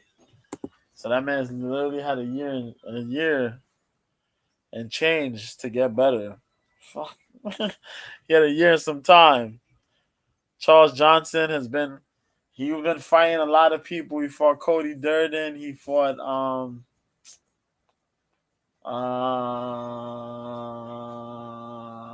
y'all know who I'm talking about. The Russian the Russian Englishman. Makayev, there you go. He fought Makayev. He fought I think he fought Zalgis. He fought yeah, Jimmy Flick. There's Makayev.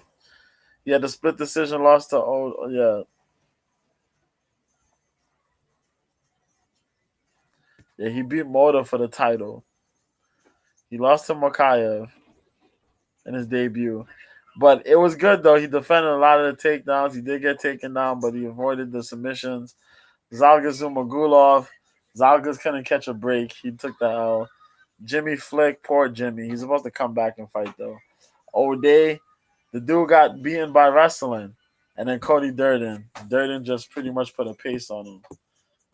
But he's taking a break.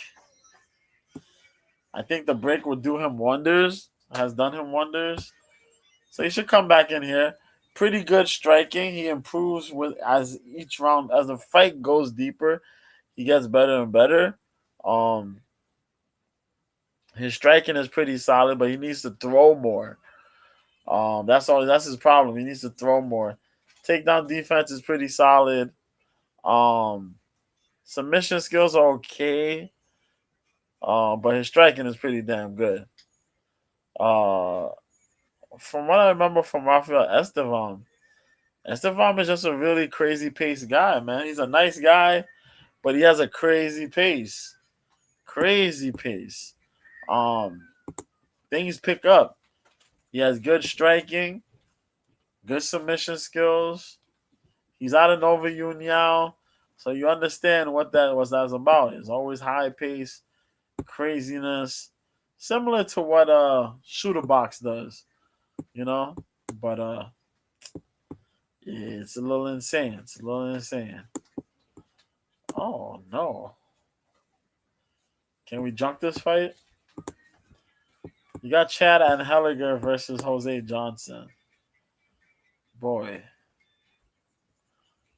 boy. 28 versus 36 years old. 15 and 8, 12 and 6. 5'6", 6 foot. 64-inch reach, 71.5-inch reach. This got to be Jose Johnson's fight to win. Chad Helliger is a tough Canadian cat. There's nothing else about this other than the fact that he is scrap iron crazy and he's willing to go in, take shots to get busy with his stuff. He's a grinder style fighter. Where Jose Johnson is more of a dynamic striker, who has sneaky submission skills. Crazy experience though, but just weird, man. You see, a lot of his wins by strikes, got some submission wins. You know, Damone Blackshear finished him easy though with the twist. He got caught in a fucking twister. What'd that tell you? And he fought Jack Cartwright, yeah. But he had like two opportunities at the contender series. Was it two? Yeah, it was two.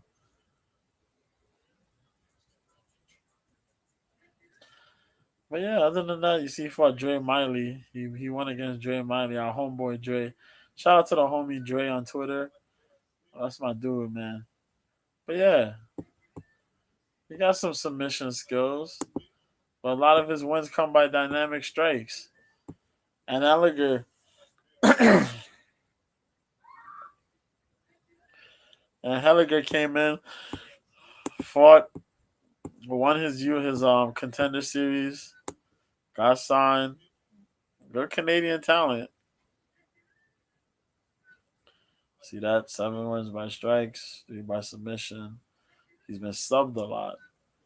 And out of town Haley, and in respect, out of town Haley out of town is a big old scary Chinese man. Um, big scary Chinese man. Those nasty fucking kicks everywhere. So you know what I mean? Moin Gafarov, he handled him, split decision. Jesse Strader, he annihilated Jesse Strader. Really good fight too when he came from behind and went. Scrap iron, dude. Um, as I said, this should be Jose Johnson's fight to win. But Angelica has a tool set to fuck with you, man. Um, Next fight, it's gonna be the same way too. Joe Anderson Brito, Jonathan Pierce. Brito is tough as nails. Super power striking, bro. He hit you with some shit, you probably dead. But Jonathan Pierce can recover pretty well. And he has a grinding style too that if you get caught up in it, you're screwed. Man. See, but we haven't seen Pierce in a minute. I forgot who Pierce was supposed to fight.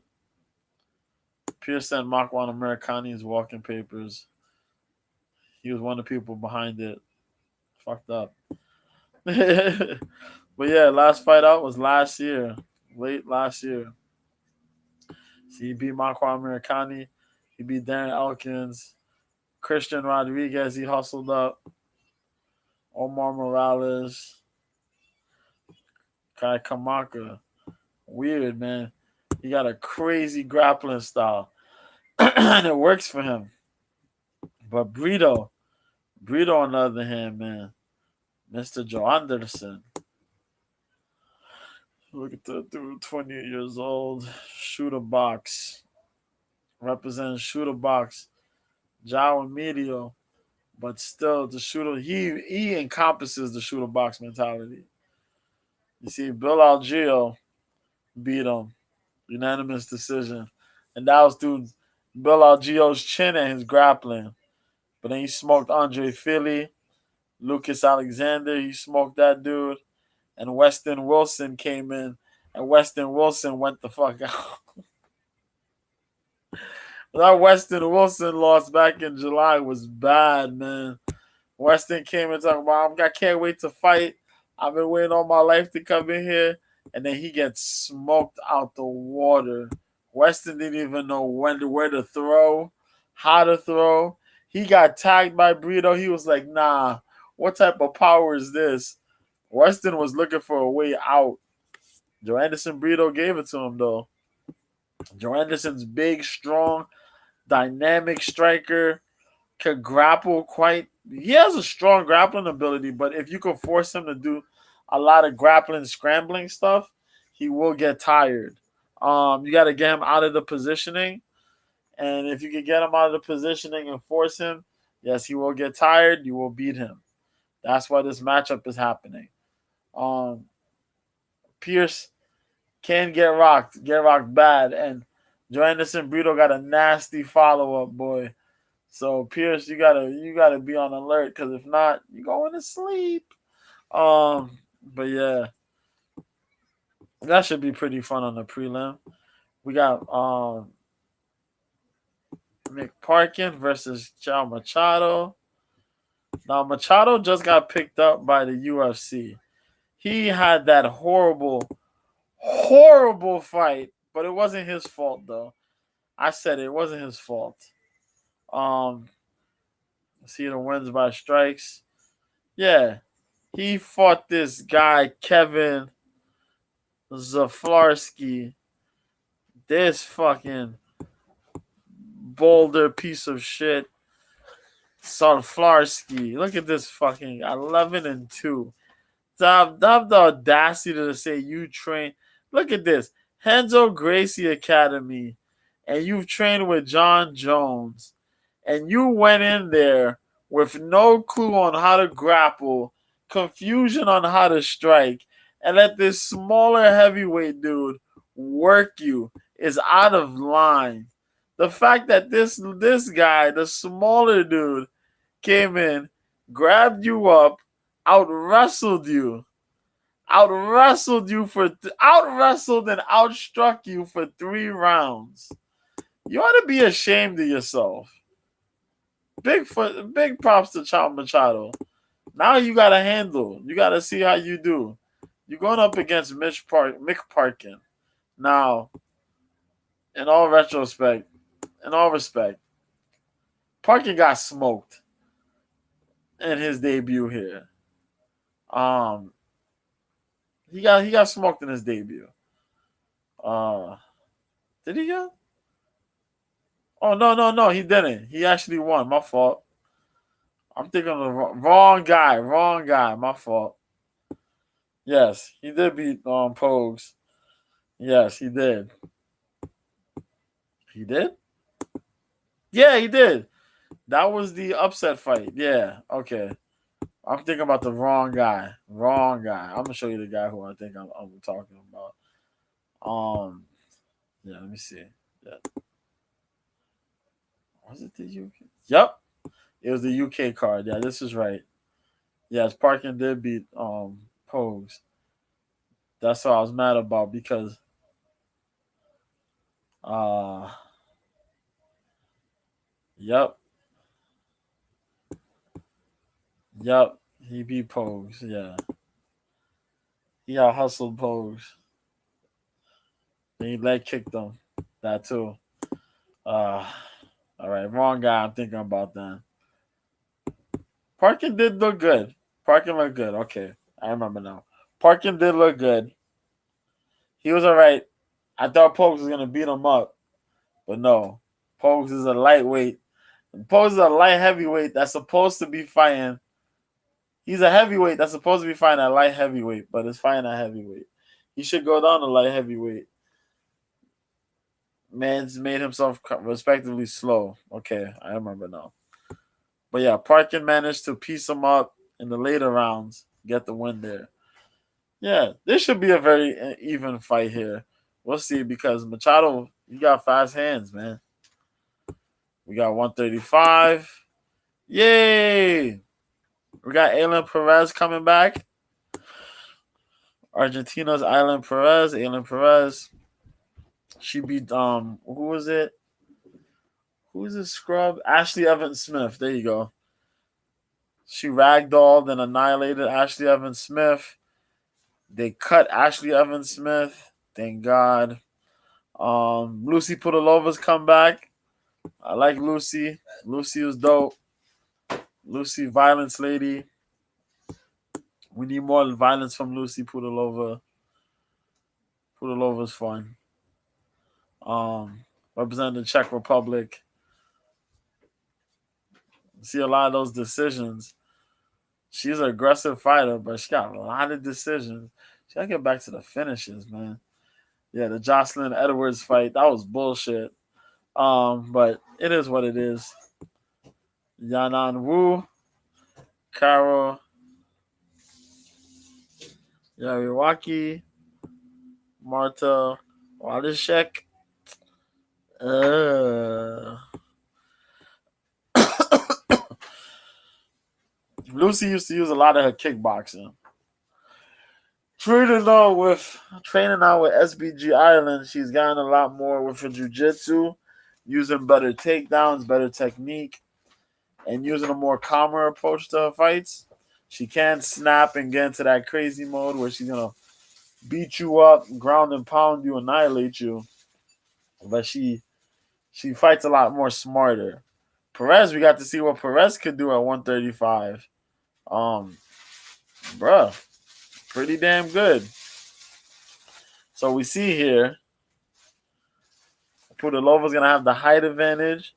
She's gonna have a slight reach advantage.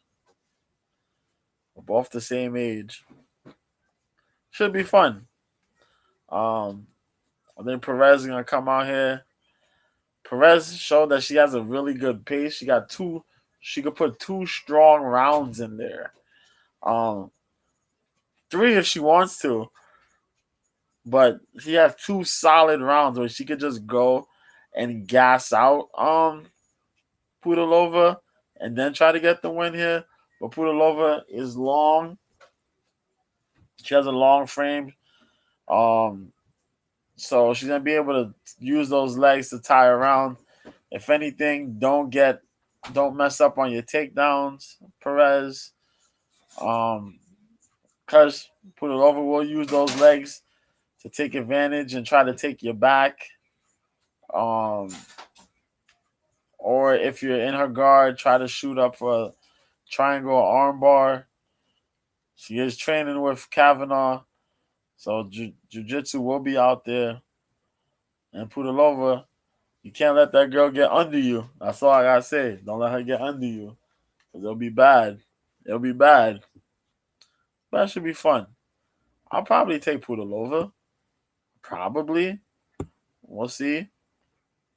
I'll probably take Pudilova. Probably. Um, we got Nicholas Mota versus Trey Ogden. A somewhat well-rounded fighter versus Mota. Mota out of Extreme Couture, of course. Mota died his last fight.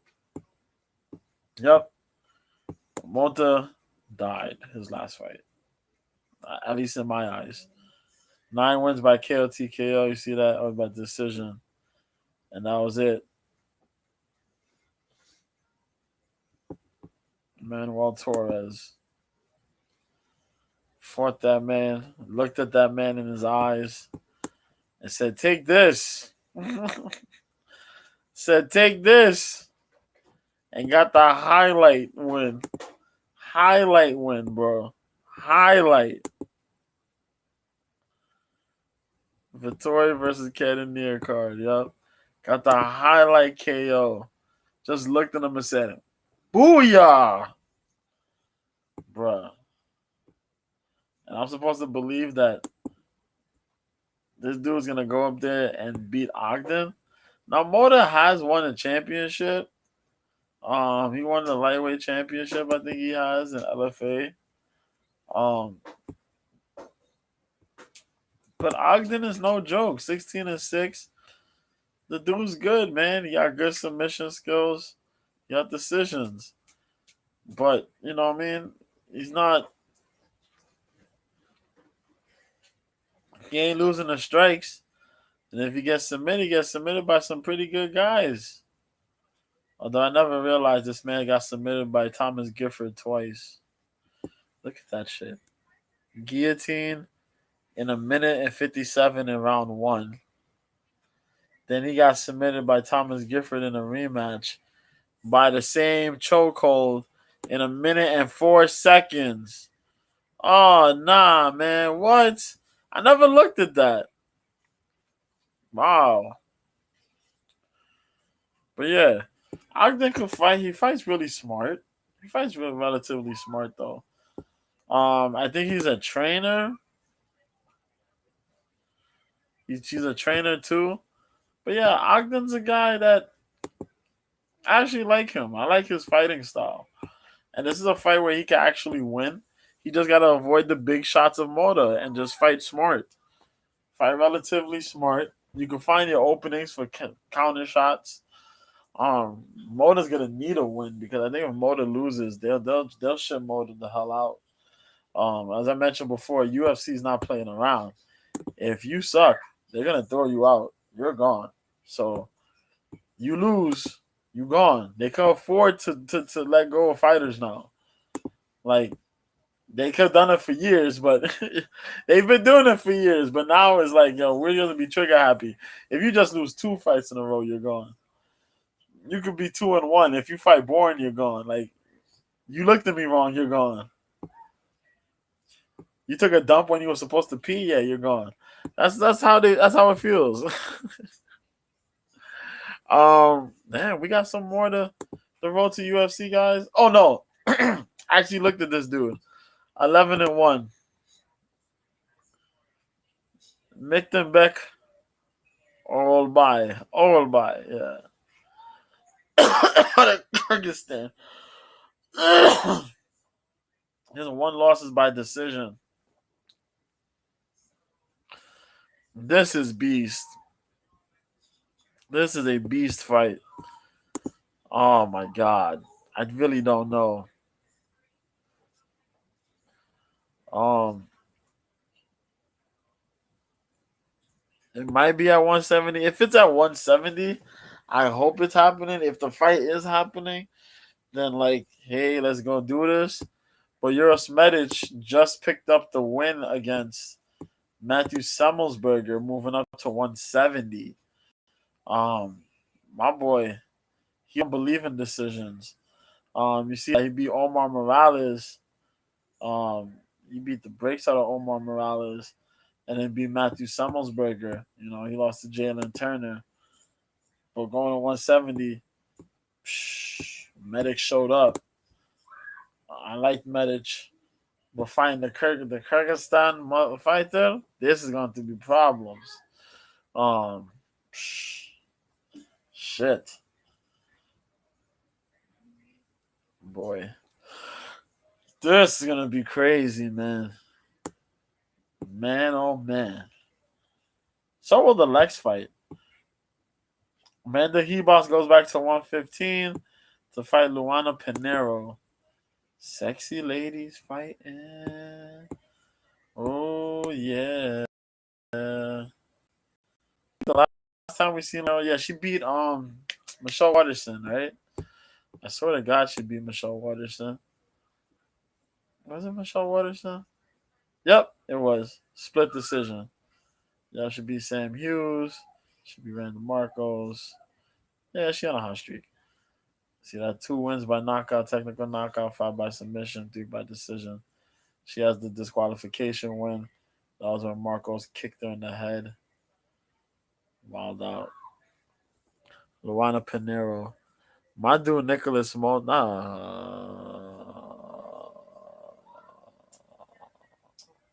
Mateus Nicolau. There you go. My dude Mateus Nicolau is a lucky man. That's his girl. Psh, boy, boy. The girl fast, man. She got good power, good submission ability. She's quick. That's the thing. When you see her, you don't think like, yo, she gonna strike with crazy power, but that girl got ability, bro. She strikes quick. She got she got power. She's solid. She's solid, but we got to see more fights from her, man. That's the problem. Um, she got good judo. Her judo's like underrated. Then she got some really good throws. She going up against Hebos though. Ooh, but Amanda's been gambling between the flyweight and the strawweight division. She gotta just stick to one, man. UFC just giving her too much. They trying to build up that attractive Brazilian female star, for the division, but you gotta let these people grow, man. You can't just put them in split them up in divisions. And, everybody loves Hebos. Hebos is such a interesting character, man. You see the wins, the submissions, the decisions. She's been stopped by strikes 3 times. And Macy Barber OD, that fight, that was too much. That was too much for Hebos, man. It was a bloody back and forth, but goddamn, that shows that like Hebos is good, but not for 125, man. You gotta have her at 115. She gotta stay at 115, man. They had to fight Chick Caitlin. She lost. She beat Virna Jandiroba. Marina Rodriguez stopped her with strikes. You know, Pauliana Viana. That's crazy. Pauliana Viana finished her with strikes. But she beat Emily Whitmire back in the day. But yeah, man, you gotta, you know, good skills, good pace. But she got like two rounds, 2.5 rounds. She got about two strong rounds. Third round, she kind of fades out. Pinero, we seen her fight 3 rounds with Michelle Waterson, and the third round she kind of did. That's why I guess that they put this match up here. But it's gonna be a very interesting fight, man. We'll see if Hebos brings the dog out again, or will Luana get a big ass win here and put out her fellow countrywoman? Oh shit! Got 135. Nick Aguirre, 7-1. Yeah, Nick Aguirre or Aguirre versus Slick Nick. Nick lost his. Uh, yeah, he did. Dan Argueta. Yep, unanimous decision. Dan got on his ass. Yeah, let's see. He lost his debut. Other than that, Nick is pretty good. You got good finishes. A lot of finishes. Um, Going up against Peyton Talbot. Peyton made his debut on the Contender Series. If y'all guys watched that during the streams, I forgot which week it was. This motherfucker came out and beat the brakes off of his opponent, man. First round was all right, but the second and third round, holy shit. Also, he had that Espada hole in his chest. Um, yeah, the Espada tattoo. It's actually supposed to be just the hole, but my man got that joint. He out here for real. He really think he living that bleach life. He really think he an anime character. The kid is long range. I think he trains with he trained a little bit. Was it with Alpha Male? He trained with the camp, but I think he also trained with Alpha Male for a little bit. Um, he has a wrestling ability, but his striking is crazy.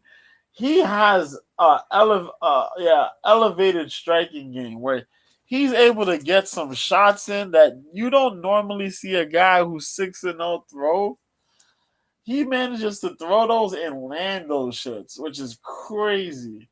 And he lands it with some really solid power. Um, we'll see how this works. He will be let's see. He's 5'10", so he has the height advantage by an inch. But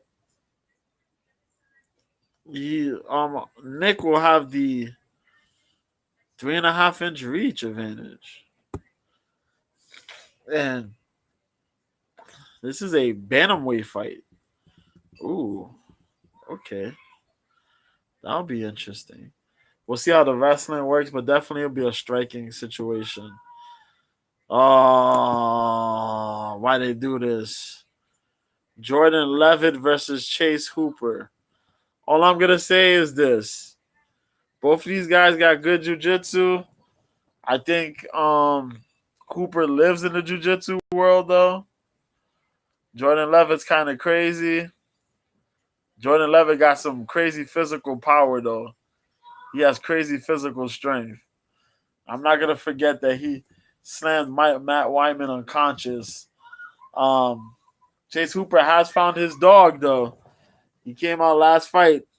He was whooping some ass. I like that fight. I like that. He will have the height. He will have the reach advantage. It will just come down to Jordan Levitt and how Jordan Levitt's going to use his wrestling with the jiu-jitsu to deal with just a straight solid jiu-jitsu game of Chase Hooper. Some of these situations, they tend to flag out to become just a striking battle between two grapplers. But I think this one might be a little different. But it will be a very funny fight to watch, I think.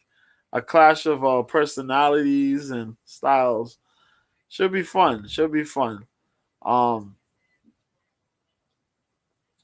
I'll probably take Levitt. I think this doesn't hurt either guy's stock, but for Chase Hooper needs a test like this. For a dude like Levitt's just happy to be there. and just get the fights like that. So it should be very, very entertaining though. Um, I think this is gonna be the fight where we might say goodbye to Jake Matthews though. Jake Matthews is fighting Michael Morales. God fucking damn. 19-6, who's been 3-2 in his last 5, versus the undefeated Michael Morales. Representing Ecuador. The other represents Australia. But he's in with the and he has trained in the past with our boy uh Assassin Baby, Brandon Moreno, and a couple other killers. But boy, oh boy, 72-inch reach to 79-inch reach.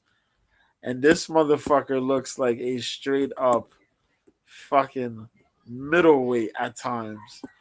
Now, Jake Matthews filled out at welterweight, but he was a big lightweight. Morales is a welterweight that looks like a big ass middleweight. Brother, brother. Now, Jake Matthews has a good wrestling game, good jujitsu. He has good takedowns when he puts them together. But he's been so mixy in the last couple of fights, 50-50. Because sometimes he comes out, he has a good game plan, it works. And other times he cracks. So you never quite know what you're gonna get yourself into. Oh shit, I didn't have this on the whole fucking time. What the fuck? Ah, but yeah, I didn't have it the whole time. Pardon me. Next time I'll do better. Oh, but yeah. So fucking Jake Matthews. Who was Jake Matthews' last opponent? I forgot who Jake Matthews' last opponent was. But I know he lost. And I picked. He won. He fought Darius Flowers. There you go. Darius Flowers like a 145 or a 155 er fighting this motherfucker. He did have a good round, but the second round was horrible. But before that, he lost to Matthew Summelsberger. Yeah. I had picked Flowers. I thought Flowers didn't do it. Flowers actually looked good in the first round, but then he messed up because he took that kick. The kick messed him up. Then a couple other things happened, and then he got beat up. Michael Morales, other than him, he fought Max Griffin. He fought Max Griffin last to fight out, right? Yes, haha. See, I remember. He fought Max Griffin. You see that damn win streak. All those wins, boy. This guy is just built. He's a solid, man. He's only 24. Jesus Christ. You seen it, man. He jumped on the Contender Series, unanimous decision. Then fought Trevin Giles, finished him. Adam Fugit, they fought quite a while, then he finished him. Max Griffin, they fought for quite a minute, but then he did some weird things, man. He landed good strikes. He took Griffin down when Griffin wasn't quite able to take him down. Oh, man. This dude is crazy skilled, boy. But he's just young, 24. But he's built like super grown man style. How are you going to deal with that? This one is pretty not quite straightforward. But this is like, yo, Jake Matthews, you gotta mix your boxing with your wrestling. You gotta mix it up. You gotta put jujitsu on this dude. If you're just gonna try to throw hands, I don't think that's a good idea. Because this kid is quick. He's fast, man. He's fast, and he got a younger body, not much injuries on it. You've had injuries before. You know what I mean? You had eye injuries, leg injuries, arm injuries. I'll take Morales on this one. I'll take Morales by finish. I'll say that. I'll be more brave. How about that? And the main event, Brendan Allen, Paul Craig. I mentioned that at the top. See Brendan Allen representing that Louisiana. We got representing Scotland. And you see 75, 70, and 6. Yeah, just slightly one. Brendan's been a dude I've watched compete for quite some time. Been to the radar, all in. Me and Mike on Copenhagen, the homie Mike Copenhagen, shout out to him.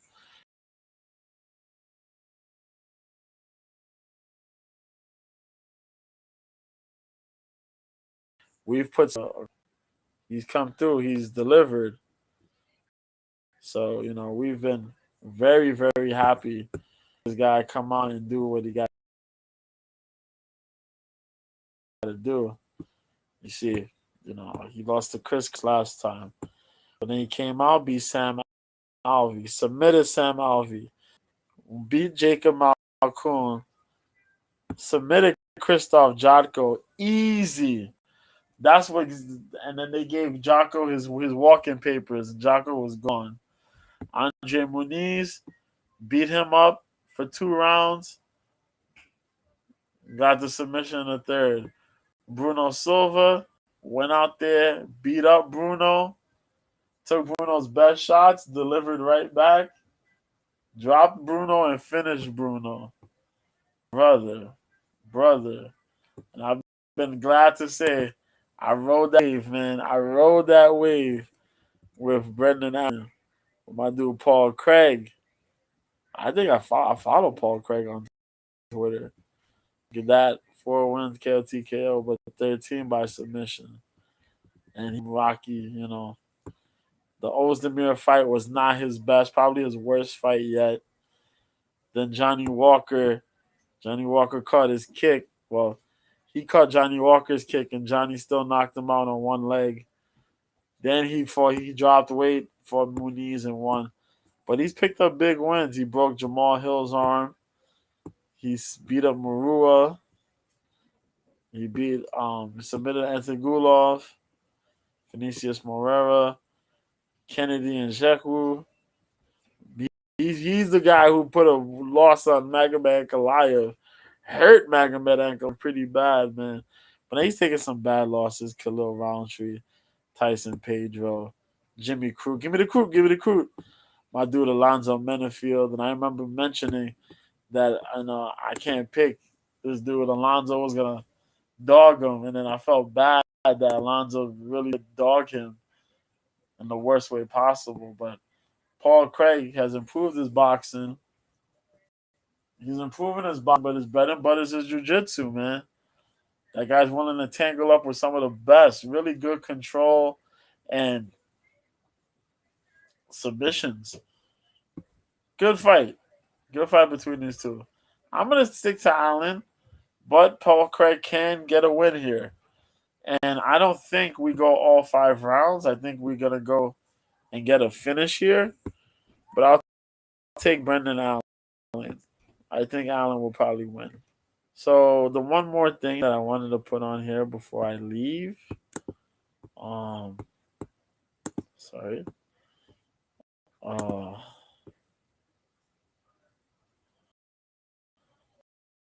Give me a minute.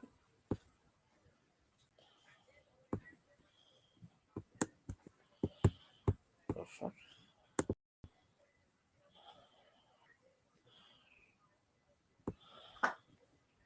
Oh, there it is. Okay. So let me share this one more time before I get the hell out of here. Tomorrow.